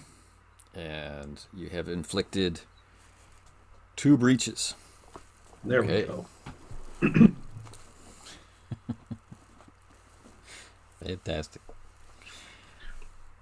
Ooh, well, I'm not playing Korsakoff, but I know what he wants to do. But we'll just save that for later. Then. Okay. All right. So as this round of interaction takes place, the sense of the energy wave passing through the Avicenna can be distantly felt. People know it's coming, and they're bracing for it. They can feel it, and as usual, it does nothing to the systems of the ship, except shields are up, which causes the Avicenna's shields are up. And you remember what happened when the energy wave hit the Avicenna the last time, right? True, although I will point out that we have no colonists to worry about this time. So no, he's gonna bounce on the Gorn. You just have Gorn. the shieldless Gorn. Okay. There's now a shieldless Gorn. That's true. That's right. All right. So the Gorn have been building up their. It takes a while to fire a weapon, and I'm going to spend 2 threat in order to have this effect go first. Oh man, can we counteract that? I'd really like to save the Gorn ship. You can. I think we should. Otherwise, the Gorn are going to get completely disintegrated, and that's no good. Okay. So how should we do this? Does that mean we spend 1 momentum and 1 threat? Yep. Okay. Is this preceding your spend of 2 threat to go first? Correct. In other words, do you lose the 2 threat and then gain 1 back? Basically, yes. But I don't get to. I mean, we lose him. He loses a threat. We lose a momentum, and the Gorn ship can get his shot off. Yes. Anyway, I'm not going first. I lose 1 momentum. You lose 1 momentum. And okay. Right. And so the Avicenna can clearly see the Gorn ship with shields down. The Gorn officer is cocking his head at the sensor data that he's perceiving. And Wilkinson snaps to Yang, right? Accelerate. So the Avicenna is caught in the nimbus of its own energy wave, right? deflecting and preventing for a moment the fate that is about to befall the Gorn, who, if you like, can fire next. I can have it. All right. We've been hearing the build up. I want the bang. All right then. So the Disruptive Gorn. fire hurts more than phases anyway. Yep. This attack, their NPCs. This attack costs me threat. Okay. And they are. I'm going to buy another die with threat because it'd be kind of nice to hit. So I'm reading this as threat going down the line, not up. Yeah, as if I spent it. Yeah. And so you spent it, right? Yeah. Okay. Now my difficulty, just to let you know, I suppose I could record this just for posterity. My difficulty is 3 for reasons.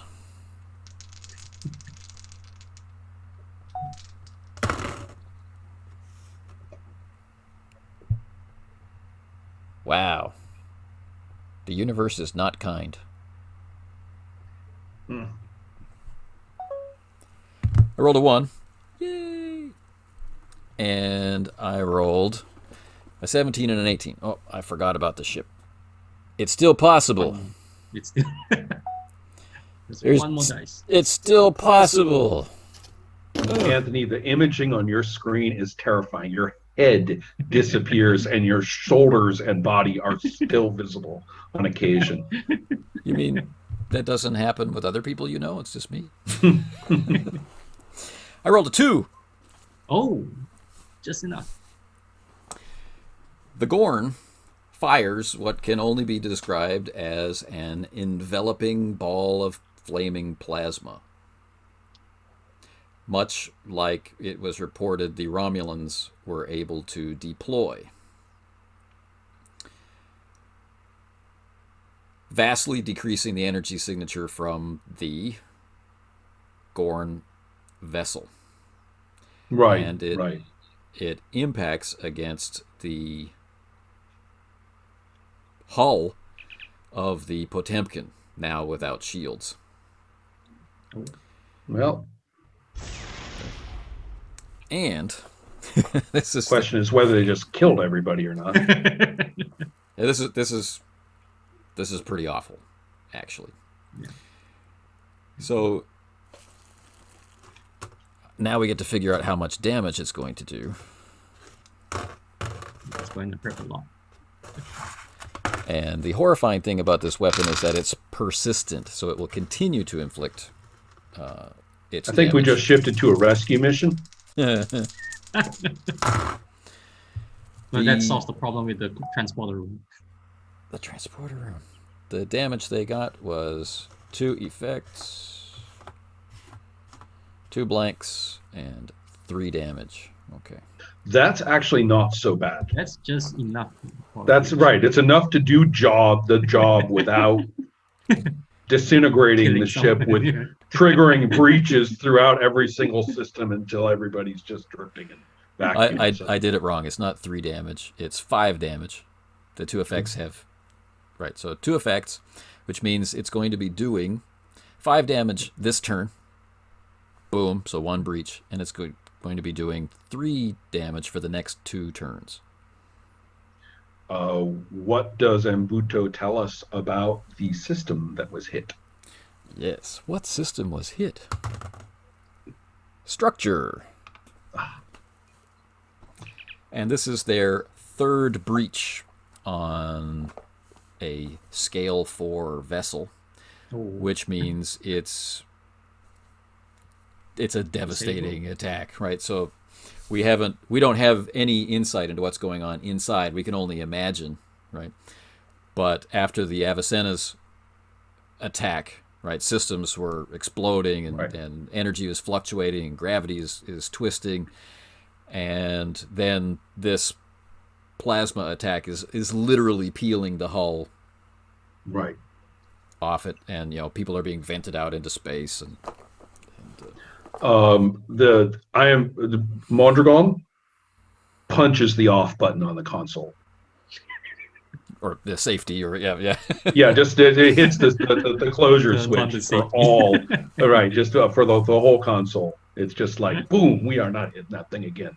And I'll say no to a superior officer if we do, if I'm told. And so that's the Avicenna, right? Scanning and maneuvering and communicating with the transporters. And the wave hits the Gorn vessel. Mm-hmm. The wave, incidentally, also washes over the Potemkin, but doesn't seem to have any effect. And they're all dosed anyway, right? So It could still get transported. But the Gorn vessel is finished. It's destroyed in space. It takes one more breach, and that's all it could handle. So the Gorn ambassador has died, and you're a brute, Anthony. Okay, it's because I have no head, I guess. that's right.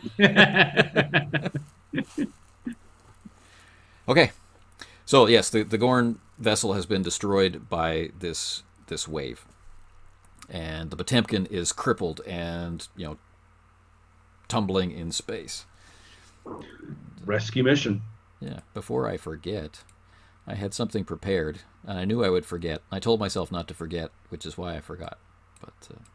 But anyway, so rescue mission. Who is going to go? This is a new scene. Right. No, there wasn't any momentum to decay. We lose our last momentum, which I think was sitting there, if I count, right? So Either way, right. we'll It's be empty going now. into the scene with zero momentum, and rescue Right. teams were on hand. We were ready. Boarding Right. teams were set to repel boarders, and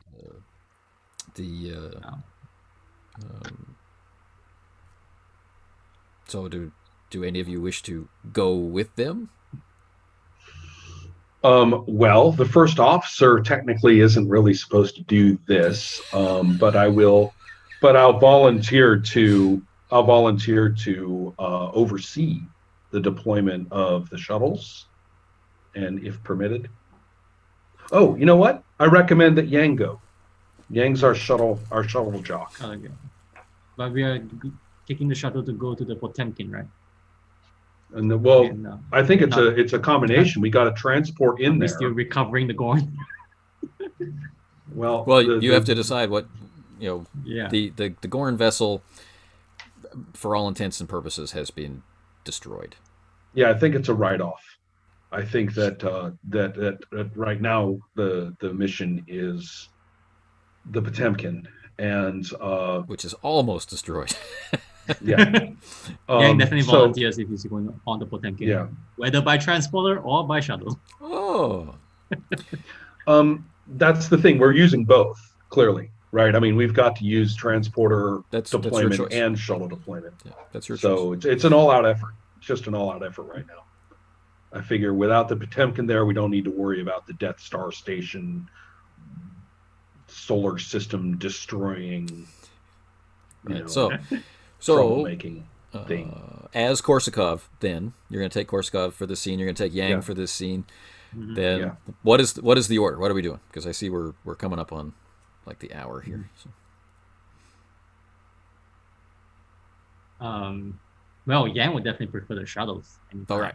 So If it's all right. So Yeah, I actually have a focus in small craft as well. Mhm. So Maybe, yeah. I think that we're used to shuttles. We're hitting the shuttles and letting the transporter teams do their job. okay. So are you both going to go in the Fontana then? yeah. No, he can take the Fontana. I'll take one of the others Okay. because we need to hit specific spots, right? The Oh. first, the big one, the Fontana is going to go where the biggest concentration of crew probably are, and the one that I'm in is going to be hitting the bridge. Oh, can Finch come along? Can Finch come along? Sure, Well- that sounds great. It's your crew. Manage it Yeah, wisely. that sounds great. She'll take the third one. The third Right. shuttle. Okay. So Korsakov is piloting the Salk or the Febres? The Salk. Okay. So Finch gets the Febres. Yeah. Fantastic. All right. And while the shuttles are being prepped and readied, of course, many crews are being beamed over into the environment aboard the ship. Now, they quickly begin communicating back that there are sections with no life support and this sort of thing, but the crew doesn't seem affected, and the search and rescue teams are falling back to the transporters and needing to defend themselves. I was about to say, yeah, I hope everybody went there with their, but that's no surprise. Okay, we're in full on hostile rescue mode now. Yeah. So man, they're still going. Okay. They have been known to, not bow down to environmental pressures. Right. So we have a quick cutscene to the bridge, right? As the Fontana makes its way out, and the Febris is moved into position to move its way out. We had a quick cut to the bridge and the main viewer, and one of the security officers supporting the search and rescue teams, is sending imagery back, and so we can see crew of the Potemkin, ice crusted blood across their faces, their eyes bulging, their bodies are reacting. So they're zombified, basically. In a sense, right? So they're lurching against pulling themselves down the corridor where there's no gravity, and they're all smiling beatifically. Oh, ew. I am under the impression that a number of, if they've been exposed to, we got to do some triage. If they've been exposed to vacuum, we're going to rescue the other ones. Some of them, yes. All right. Okay. There are still efforts to communicate coming from maybe the it's Potemkin. So, like, as you separate from the ship, as the three shuttles are crossing the distance, it's now your choice whether or not you entertain answering this signal or not. I strongly suspect that it is time. All right. What are they saying? Do we have those little headsets? No, it's just okay. No, I meant the little headset the ear thing. Oh, the protector thing. Yes, for the cost. Whoever talks to that frequency, who's ever listened to that, they're wearing one of those. For the cost of one momentum, which we have none. Yeah. Could we pay that with threat instead? You can pay it with threat, sure. Should we, Ron? I think it's probably not a bad idea. I mean, considering that the threat involved from such a thing is considerable. Is actually communicating with. Yeah. Yes. Right. Yeah. The threat, it's sitting there ready to be paid for it. So, yeah. On sale on the shelf, as it were. So. All right. So Korsakov answers, and the voice on the other end is Anders, and he says, "Rodion, you've killed my ship. You're killing my crew." Then prepare for rescue peaceably. No more hostilities. No weapons. You know the Potemkin, it can't stand up. You just opened fire. You wouldn't even talk to us. That's right. Surrender now. And so, and I'm waiting for the signal. I'm awaiting confirmation that our search and rescue teams are meeting no resistance. Okay. The enormous shuttle doors on the Potemkin open, grinding open, and revealing. If corpses start floating out, then that's it. That's it for Anders. Not corpses of. Of Avicenna crew. And the confirmation comes in that the officers have stood down. Excellent. All right. They are to be treated as hostiles. They are to be disarmed. They are to be confined, restrained. They are to be, they are to be taken for full medical examination. How many people are we talking about total? This was the Because we never crew did. of the Potemkin, if you'll recall. But the whole crew. Yeah. Man, that's a lot of people. Yeah, it's a lot of people. Well, we knew that, so I guess we were more or less prepared, but we have to go into full deployment. I mean, nobody's on break right now in the Avicenna. Nobody. Right. So, okay, here's the thing. Well, I got it. We need to use the Potemkin itself. We're not taking all these people on the Avicenna. There's no way. We're going to use the Potemkin itself. Right? We have to basically create. We'll go to its own sick bay facilities, but we have a full security deployment on there guarding everybody in lots. Right. So triage people who are exposed to vacuum. Are they even going to survive? It's hard to say. Yeah. Right. So that's the first thing. People exposed to vacuum, they get. Well, hang on. Okay. Sorry. Go ahead. We're getting ahead of ourselves. So these are the plans, right? This is what Korsakov has planned. This is what's going on in my head. Right. Yeah. All right. So the Fontana being larger, it's easier to dock in the extended shuttle bay. The other smaller shuttles also are easier to dock in the extended shuttle bay, but can dock at other airlocks around the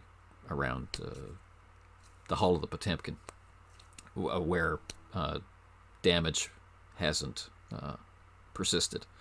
Now, of course, the hull of the Potemkin is melted and charred, and vast amounts of it are open to space. So who knows how many members of the crew exist? But it took specific damage to its weapons payload, which is the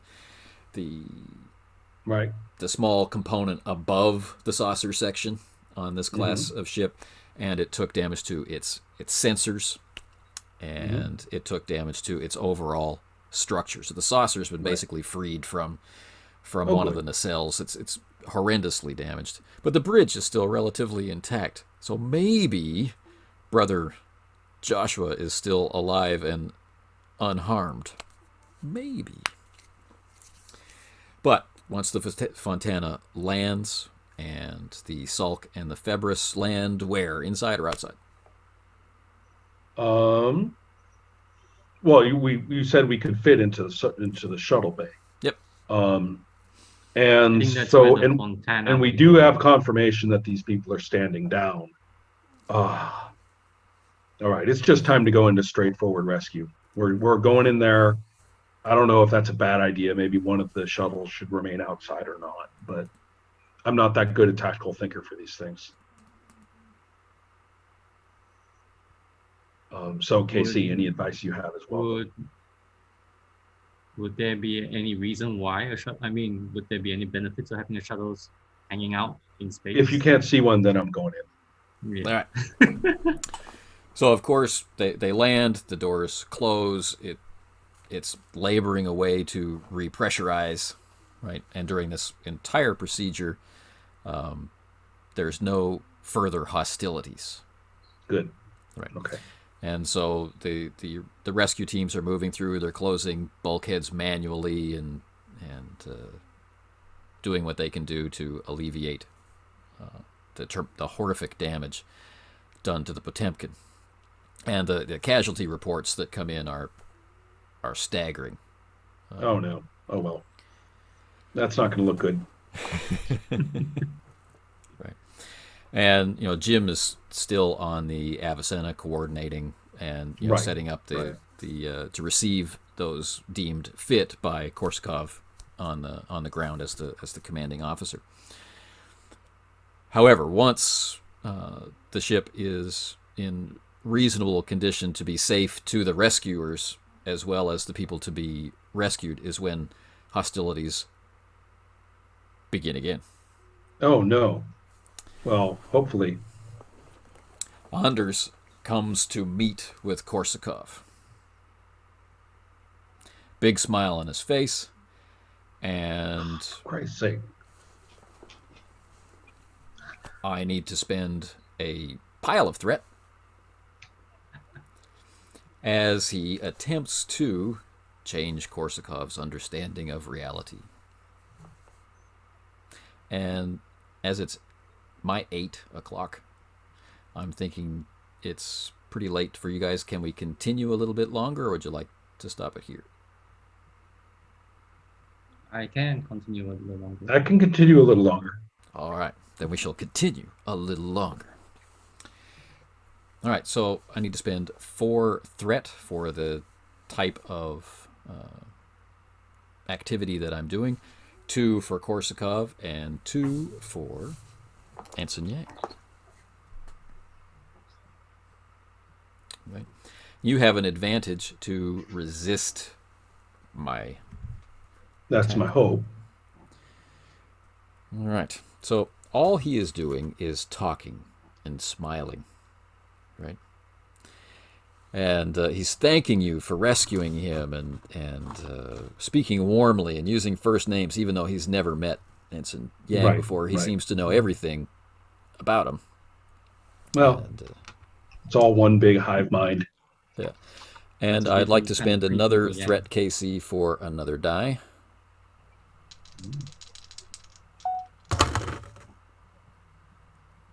Ooh. 4 successes. That's a 1.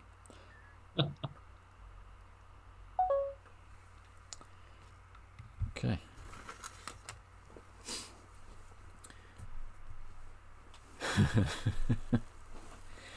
You'll understand, Rodion. Andrew, you'll understand if you'll come with me to the station. All of this will make sense. And the futile struggles, the Romulans, the Klingons, all the threats. We can put all of that away. And this is a perfectly reasonable thing to say. Applying a complication to both of you. You understand how to deal with complications. So unless you want to try and resist it at this time, this is the most sensible human being that you've ever heard speak. Except that Romulans and Klingons need rescuing too, according to the directive of the Avicenna. And except, to hell with the phonies. So what are you going to do, Korsakov? I'll resist. How?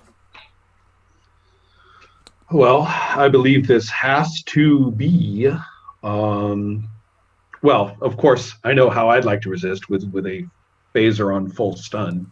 Right. But we have to get there first. I know, exactly. But let's just say that's where I'm going with this. Right, so we have to cancel out the complication. Right. So for rolling, the only way presence. we can cancel out the complication at this point is to give threat. Right. Or determination. Do we have any? Which neither of us have, believe. Right. Yeah, anymore. but I just want to make sure that it's out there. We know. Yeah. Oh, yeah, that's That's stuff we don't have. Yeah, that's stuff we don't have. It's All right. So, okay. So, Casey, threat. take the lead on this one. Take the lead. In terms if of Korsakov is gonna, if You're Korsakov both gonna there. reduce, You're, we have you're, both have you're to both make this. being sucked into this alternate reality, right, where there's no damage to the Potemkin. Right. Everything's Right. fine. We're all friends here. We're all going to beam over to the Right. station, and then we'll understand and bring peace to the universe. Right. So is that going to be 2 threat for Korsakov and 2 threat for Yang? Okay. 4? Yeah. Okay. Yeah. Okay. Good enough. All that threat spent is now back on board. I It's know. amazing. I know. So here's how What I'm a going to vicious use cycle. it. I'm going to use it for a reversal of sorts. I'm going to end this Right. scene. Ah, got it. Okay. Okay. So I'm not undoing what you've done. I'm ending the scene, and we are now on the station. Oh my God, we went. Not because you wanted to. You're in the shuttle bay. He was approaching, smiling, talking. The spell began to have its effect, but the device enabled you to have just enough of yourself back that fire. I want to phase this guy out of existence is able to bubble up and maybe something, you've got my brother in your thrall. Right, right. But now you are not on the Potemkin. And you're not on the Avicenna, and you're not in the space dust that is the Gorn ship. That's all good. All right. So this strange, dark place with its weird purple lighting at the floor level. Right. So the lights are coming out where the corner of where the walls meet the floor is this purple glow. And it's cold in there. And he says, "Trust me, you'll understand." And there are canisters stretching as far as the eye can see. Oh, with alien those. species beyond description. Yes, yes, excellent. The pod world again. Yes. The collection, I remember. However, you are not in his thray, in his thrall. You're not under his sway. And so that cold you're realizing is the cold of space and the chill of life-threatening situation and very thin air. And I spend 2 threat, and this counts as an attack on my part. So I'm attacking both of you. And How much threat do you spend for the reversal? 4, because there's 2 of you. It's 2 each.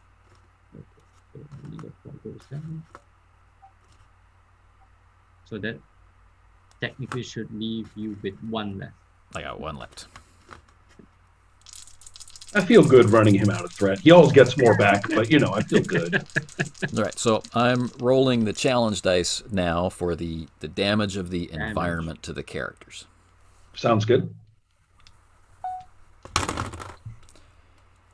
Ooh, 3 blanks and an effect for Korsakov. Could be worse. So that's All right. 1 stress and the effect, which I'll get to in a minute. Mm-hmm. Oh, I didn't want to press stop. And for Yang, 3 effects and 2 damage. So for Yang, that's 5 damage. Korsakov, it was 2 damage. And the effect is panic. Okay. And the panic persists for as many turns as there were effects. So for Korsakov, it's a momentary panic. And for Yang, it's a more lasting panic. And all the panic does is it's the fight or flight response, prioritizing flight, wanting to get away. This can be overcome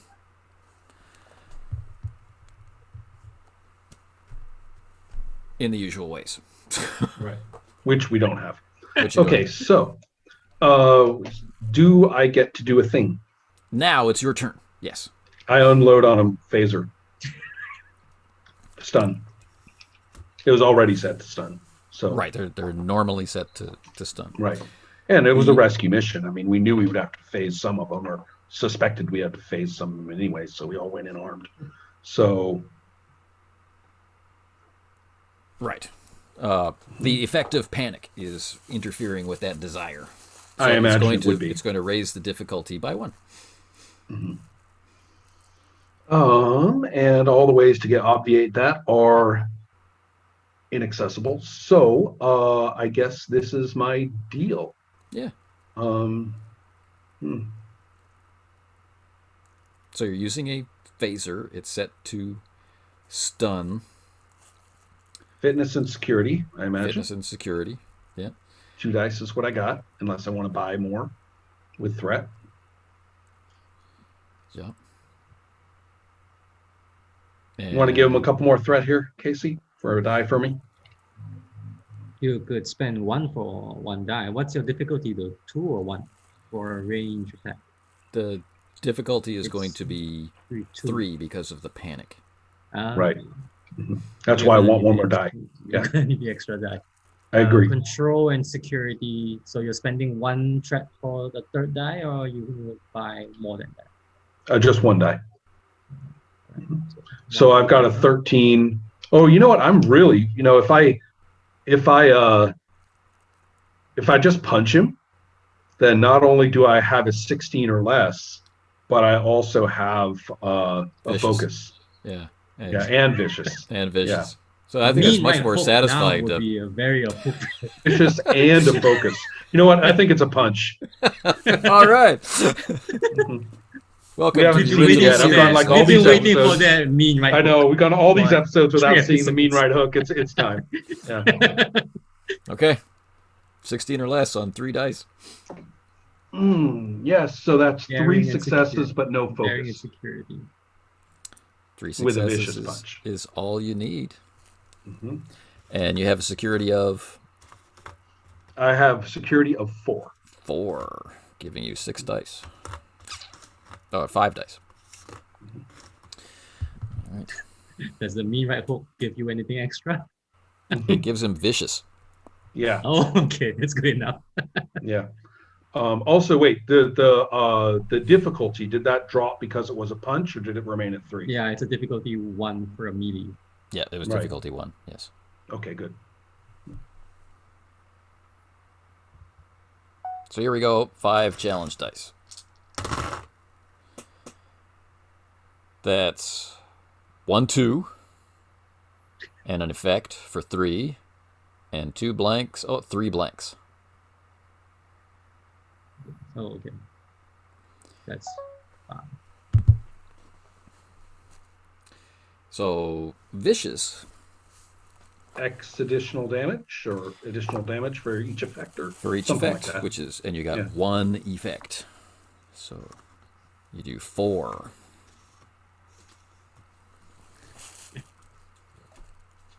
So if you want to do 1 more to make it an injury, it's going to cost you. Is there any other options for effects for melee attacks? I mean, I'm hoping for a less brutal but more pragmatic outcome. Just knockdown.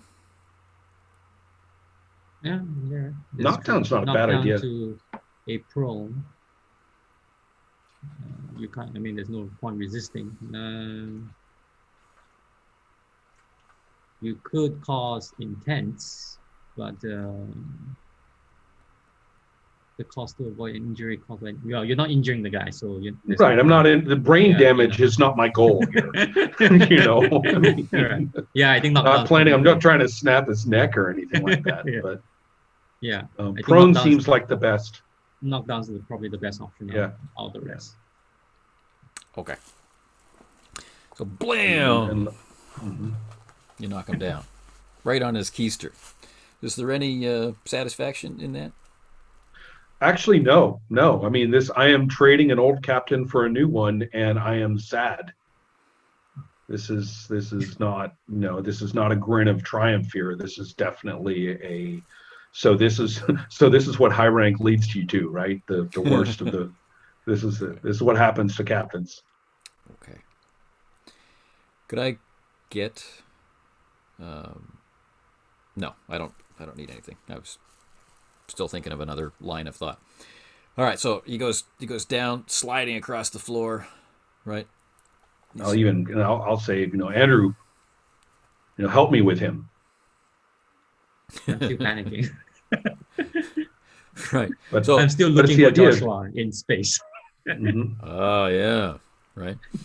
And there's no windows in here or Yeah. anything like that. So where to go? Where to go? So there's Korsakov and Yang is panicking, right? Mhm. Right. Looking for Joshua, looking for the way out, that kind of stuff.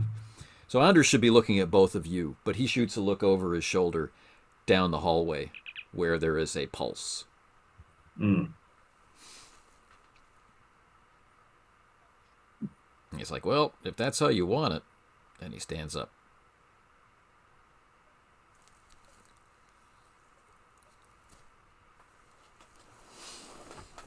Now it's my turn. Oh, good. I use my last threat. Well, you got a few more because we spent it on. Oh, right. Yeah, we gave you a Korsakov couple. spent it. Right. I use No, one Korsakov of gave one. my One of last two. threats. Right. Use one of my two last threats. Your penultimate threat. Yes. And I'll use the other one for an extra die. Oh, Okay. okay. Good enough. Back to 0.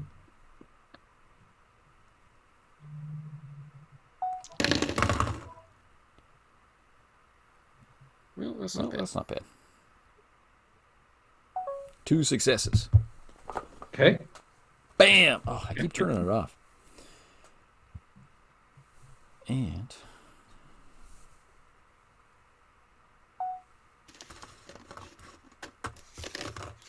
don't have as many dice as you. But 1, 2, 3, 4, and 2 effects. Oh my God. But you punched harder. Yes.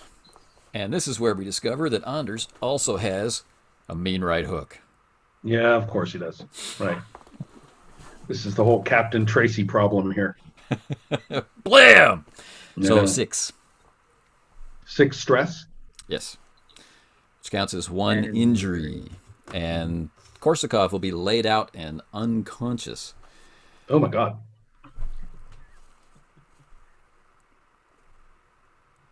Barring anything that Korsakov might do in this instance. Did I gain any momentum from the previous hit, or did You that did. all You happen? gained 2. Oh, that's actually. That's right. And I wouldn't mind using Avoiding momentum injury. to obviate my unconsciousness. Right, to avoid the injury. Yeah. So instead of being laid out, you still take the stress, mind you. You still have the Right. stress. But it doesn't count as an injury. This ability has now, your ability to avoid injury now is gone until you have a Right, chance I to have- rest or something. right. But so Right. instead of being laid out on the deck, you can just roll and come right back up Right. again, kind of thing. Right. So he's ready. Big smile on his face. So I'm assuming we are spending the momentum for the avoid the injury, which is 2. Yes. You got it. Mhm. All right. And he's ready, and he shoots another look down the hallway. Down the hallway. Not doing that. All right. Well, When Yang first of stops all, panicking, he'll be heading that's down right. that It's direction. Yang, quit screwing around and go down there. Right. Well, Yang, you could do that right now, just with a little bit of difficulty. Mhm. He might as well make it. All right. So Mhm. reason Mhm. and security, Security difficulty. just 1. That's You get not to so bad. control where you run. Just 1 is okay. Roll 2 That's dice. right. You're without running anyway, right? Just fear. Yeah. Roll 2 dice without expecting a 20. Actually, reason and security is 10. I have 2 fails. Life is Out of hard. 2 dice. Yes. Pops a little momentum on the line too, if I'm not mistaken. No. There Okay. was no They both momentum. failed. Oh, Yeah. okay. Oh, they both failed. Oh, bummer. Okay. So Yang's running around somewhere. Still running Right. around. Trying to find You know some what? way, trying to find some way out, trying to find something to do, right? And of course, the reason for the panic is that there's not enough air, right? Mhm. You're Right. just barely removed from being out in space. You know what? he can dance around like a little boxer all he wants to. I'm taking a phaser shot down that corridor. Okay. Give it a try. You can do it. Yep. I believe in you. We have at least one momentum hovering there, do we not? No, No. we Okay. are all up God. empty. Okay. It's just In that you. case, yeah, well, that's how it goes. In this one also, I think would be reason and security. I'm trying to deactivate something or other. If it's there, if I'm right, if I guess that's the reason. Do I understand what I'm looking at and hit it? Yeah, sure. Don't know if a phaser is possible against it. Your phaser's Real currently set temp- to stun. I was about to say I'm actually I'm pretty sure we're up against something physical here. Zapping it to kill is probably a really good idea. Right. So drawing is a minor action. Mm-hmm. Charging the phaser to kill is a minor action. You have one minor action. But I'm Right. going to be a little bit kinder than I normally would be in that you had already drawn the phaser to shoot That's him. right. And then Right. I'm going to shoot That's you, right. and then you popped him in the face. Right. Okay, good enough. That still So- doesn't make things easier though, because No. one thing you're still using as a range attack, it's difficulty 2. But if you have an opponent that's already within reach of you, you get a +1 to the difficulty as well, which is difficulty 3. Yeah. It's worse than that, actually, because, it's at range. Oh, this is heinous. It's in a different zone. Okay, I'm not going to hit. I'm bolting past him. I am charging the phaser. Instead of shooting, I am bolting past him down the corridor. There we go. Then we avoid all those nasty entanglements. Yeah, All right. it's like, oh man, this is impossible. So, This is an right. opposed check between you and him, right? Racing Right. to the prize. Mm-hmm. And we have nothing left to spend. It's just dice versus Yep. dice. Fitness and what? D20. Security. Okay, good. 2 successes for me.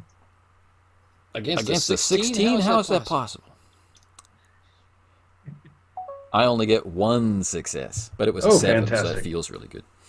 Oh, good. I can see him like getting ready for punch, and then he's like, Right, and then he has to turn. Right? Then he has to turn and run. Right. So he throws himself into a tackle, and you can just feel his fingers going down the back of your velour Right. as you enter into the next chamber. That's a different whole show right there. Okay, so I'm going for. What do I see? So Obviously, this I see a heinous, is one of shootable those thing. ridiculously huge chambers with a giant vaulted ceiling, but the floor also drops away, and there's railings Yes. all the way around it. And in the center, there is this darkly glowing purple crystalline How crystal. do you get another one? For God's sake, that's what irritates me. Another Didn't we blow up one of these already? Okay, so it's just going to have to be a open, like that. I feel like the shotgun, right? Open the choke. Right. Set phaser to kill. Yeah. No, it's been charged to kill already. That was my minor action. That's right. So So I'm he's sliding happy across the floor. Right. Korsakov's propelled up against the railing. Arm comes down. And what can he do? Now I'm taking a shot. All right. Your difficulty is 1.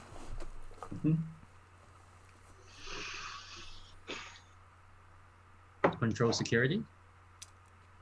Yeah, I get 2 successes. That's pretty good. On 2 dice. Double 13, kind of nice. Interesting. Okay. And it is a phaser. And you have a 4 security, as I recall. And 1 momentum on the line, if I recall, if I am correct. Yeah, difficulty 1. Difficulty 1. So, you could spend it for re-rolling blanks, or you could spend it for whatever. Let's see. How what about an happens.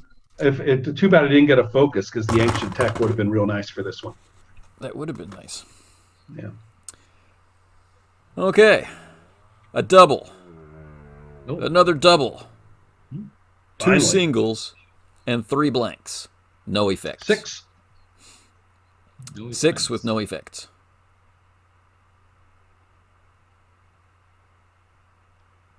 Okay. All right. Do you want to use your momentum or Yeah, I mean. I was about to say the momentum can get us an effect, right? no? The momentum No, can not in this case. You can can reroll all the dice. Yeah. You can roll the 3 blanks for 1 momentum, or you could just take 1 momentum for 1 extra damage, which brings you up to 7, which I don't think makes much of a difference. You think the spending for the damage makes more sense rather than re-rolling? Well, it's already 6, so technically it's an injury if that thing's injurable. in this case, mathematically, spending the 1 point to reroll On 3 dice 3 dice would be the is more. better odds. That's kind of where I'm aiming at. Okay. So let's do that. We'll do that. All Yeah. right, so I'll move the good dice out of the way. I'm assuming you don't want to re-roll anything that. No, we are rolls with the- You don't re-rolling want to 3 reroll the blanks. ones. Yes. No. You just want We to are screw re-rolling the ones. we are re-rolling the blanks in the hope of 1 more. All right, so the 3 blanks, 2 blanks, and 1 damage. Typical, yeah. We're good at the. Our effects dice have not been our friends this time around. That's So- fascinating. Mhm. Anyway, so yeah, 7. Okay, against this crystalline structure, which of course takes an injury, and now it is emitting a high-pitched sound. It's now revealed that it was spinning at high velocity. It was so fast it looked like it was just stationary, but now it's wobbling, and Yeah, at least I wheel wobbled it, so that's Yeah. good. and energy is beginning to arc through the room, disappearing before it hits the walls. Oh yeah. And do I have any threat left? 1 at most. Nope. I have no Ah, threat good. left. Empty. Okay. Away. You are Then Korsakov is going first. Okay. So should I finish this thing? Yeah, Yeah. finish it. Let's Yeah. let's go ahead and It should and- get Anders' attention, but we are not paying Yeah. attention to Anders anymore. exactly. No, it's time to take this thing out. Yeah. Okay. Will You it be may. another phaser shot? Yes, Mhm. that's what it takes. Seems like the only thing. Yeah. Having acquired the target or anything, do I get a break on any of the difficulty? That's actually a good time to bring. I mean, it's in just maintaining the shot, aim. right? So yeah, the aiming, The whatever it is. aiming. Aim is a minor action, Minor action. We're doing that's exactly what I want then. Yeah. and its effect is Which what? lets you re-roll a single d20 made on an attack before the start of your That's next turn exactly what we want. with this. I have that momentum there for an extra die, I believe. No, you spent that. For I the did that reroll. for the. You're right. The We extra spent damage. that on the extra damage. Okay, so here goes. And this is the. It's not fitness and security. It's control. Control and Control. security. Right. 15 less. So and I get 1 success. You can re-roll one of them. Yes, which I do, and I get the success barely on that one. Cool. So it's That's Still 2, so you good have a enough. momentum. ooh. You still have momentum for that? Yeah. And I will not forget my awkward recording. And 1 effect, 4 effects, and 3 blanks. Again, we can use the 1 momentum to re-roll 3 blanks if you so wish. Yeah, I think that's a good idea. Okay, so 4 effects. So that's 4 damage. And it's a pile of extra momentum. And, Right. Okay. We can use all that for damage if we Each want, right? effect is giving a momentum because of Versatile, I believe. Because it's versatile. And we're going to re-roll 3. the 3. Okay. Getting You start 1 with- more effect and 2 more damage. Oh, okay. There we go. Finally, a reasonable reroll there. That's 1, 2, So- 3, 4, 5, 6, 7 damage. And 5 momentum. Okay. Right. We might want to keep that momentum in case we want to, for example, teleport or be able to beam out of it. Beam out. Yes. Yeah. Yang could We use need some to- for getting out of panic. This is the third turn, so the animal part of Yang's mind has been convinced by the Non-animal. higher part of The human brain has finally overcome the lizard brain. That's right. You're still Oh. breathing. Just wincing at the pseudoscience and continuing. Go on. It's the 70s. I was going to say 1970 is when the head of the American Psychiatric Association did come up with those terms That's why we're using it. in absolute ignorance of anything to do with zoology or evolution. And so, Right. yeah, or anatomy, Exactly. I might add. So, Right. Okay, onward. We will- What was I saying? Untold. Oh, yes. So the panic has evaporated. He realizes, as difficult as it is, that he's still breathing, and he's heard the 2 phaser shots from Right. down the hall. And so Korsakoff is right up against the railing. The thing is shaking itself apart. There's more energy. And Anders is saying, he's beginning the sentence, "What have you done?" Duh. What have you, and it finishes with, "Am I?" Right.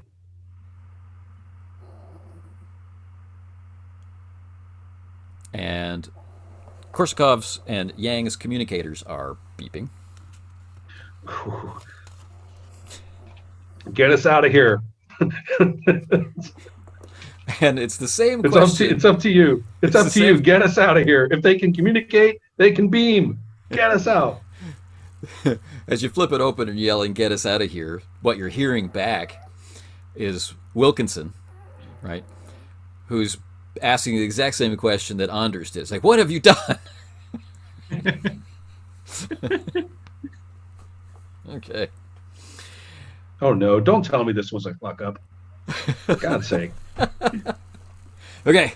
Did we just feed the thing? Is that what we did? Now it's going to be activating and destroying solar systems. No, there's energy is blasting out of And- it in Good. all Beam us in out all- of there and let's get the hell away from here. in all directions.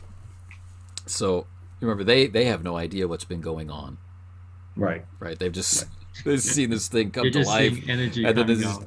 these wavelengths of energy, and Yes, the yes, Avicenna yes. is on red alert, and so They want next. Quit asking stupid questions and beam us out of here. one last complication. I'll tell you if you beam me out.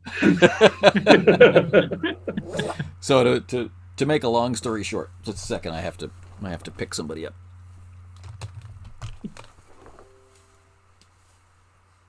Well, that whole headless GM thing really is creepy. I should consider it for the future. All right. So the Avicenna can't risk dropping its shields Oh, because of the energy discharges. You can't risk remaining next to the crystal because of the imminent explosion and energy discharges. And so the ship undergoes evasive maneuvers. The transporter operator communicates with you, and Buto is communicating with you in order to facilitate Right. a beam out. Turn up the gain on the communicators so the signal locks in better. Right. I don't know if that means anything, but it might. Man. So the difficulty of this roll, you are not on a transporter pad. and these are adverse conditions. Both of these raise the difficulty by 2. The difficulty is normally 2. So we're at difficulty 6? No, you have difficulty 4. Okay, good. I think so. We- And that's just horrifying. Difficulty 4. We have 5 momentum, just so you know. Which we plan to use. It's not going to be enough for the both of us, but No, it's one beam out. It's Yeah, it's totally one enough. beam out. oh, For okay. 3, I hope, not for 2. Yeah. Because I'll grab Anders. Okay. Yeah. So you got 5 momentum, which is enough to buy 2 more Two dice. dice Yeah. So you With have 4 momentum. dice versus difficulty 4. for target numbers. Unknown. The target number, you'll be happy to know, is a 16. So that's not so bad. This is the No, they're worse. Yeah, Ahern is the transporter operator. that's we have the right guy on the job, so that's good. I gotta put you I'll down. just buy a 5th dice with threat just because Yang. That's right. Yeah, if someone's going to lose a foot, it's going to be Okay. him. Yeah. Okay. That's fine. So I'm going to spend 3. And besides, we know you feel naked without your threat, Anthony. Yeah. Well, it's okay. I'm going to spend 3 momentum and put 3 threat back on. We still have 2 momentum, but that'll be interesting. Okay. So 5 Here we go. dice. 5 dice.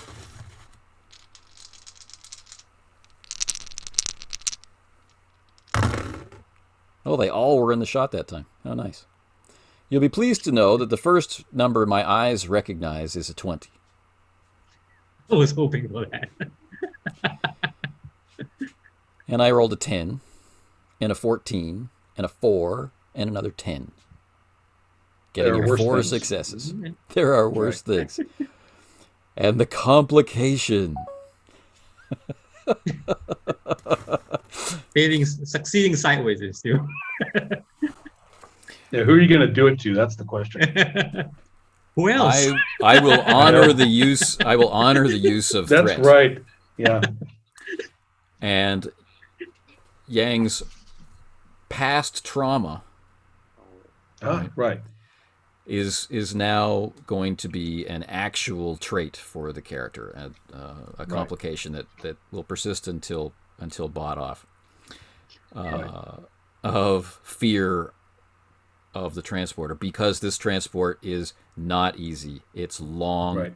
and it involves almost making it and then reappearing back on the station. And each time you reappear back on the station, there's less air, and it's being torn apart, and there's all kinds of gravitic effects. And then when you finally make it aboard the Avicenna is hammered by a shockwave explosion from the station. And then all of you involved in the transport lose consciousness. To recover, to discover that you're warping back to Starbase 11 with casualties and massive devastation and destruction. But, And diplomatic complications. oh yeah. Well, listen, we kept the planet buster from busting any planets, so We get we do. the Potemkin on tractor beam. Yeah, definitely. Or what's left of it. Yeah. You want it? Here. Yeah. Slightly used. That's still the mission directive. I completely agree. What was the total left in the threat and momentum pool at the end? As it stands right now, we have 2 momentum and 3 threat. 2 momentum and 3 threat. All right. I'm going to say, unfortunately, the Potemkin was a casualty. Oh. All right, and this brings us essentially to the end of Right. Court of Opinion Part 2. You're watching Channel 3, SF TV. The weather turns cool and along come 500 chores to keep you hot. So you still need real refreshment. It's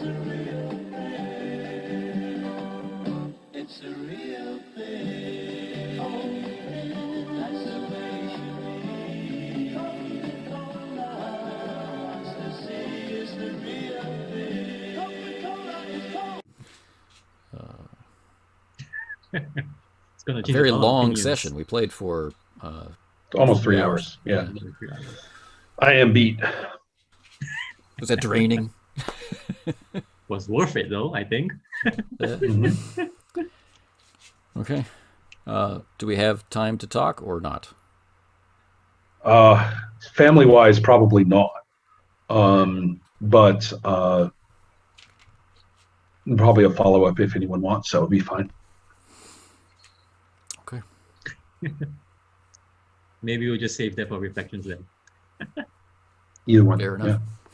I have already got my preparation video edited. The week off gave me the time to do that, and it's really long for some reason, but so maybe so long that it will have no practical value to anyone. Right. But ourselves. Guys, I'm hitting the red line. I gotta go. Things are Alright. buzzing, Yep. messages are flying in. Why Take care. not? Why not? So I gotta go. Take care, everybody. All right. Okay. Bye.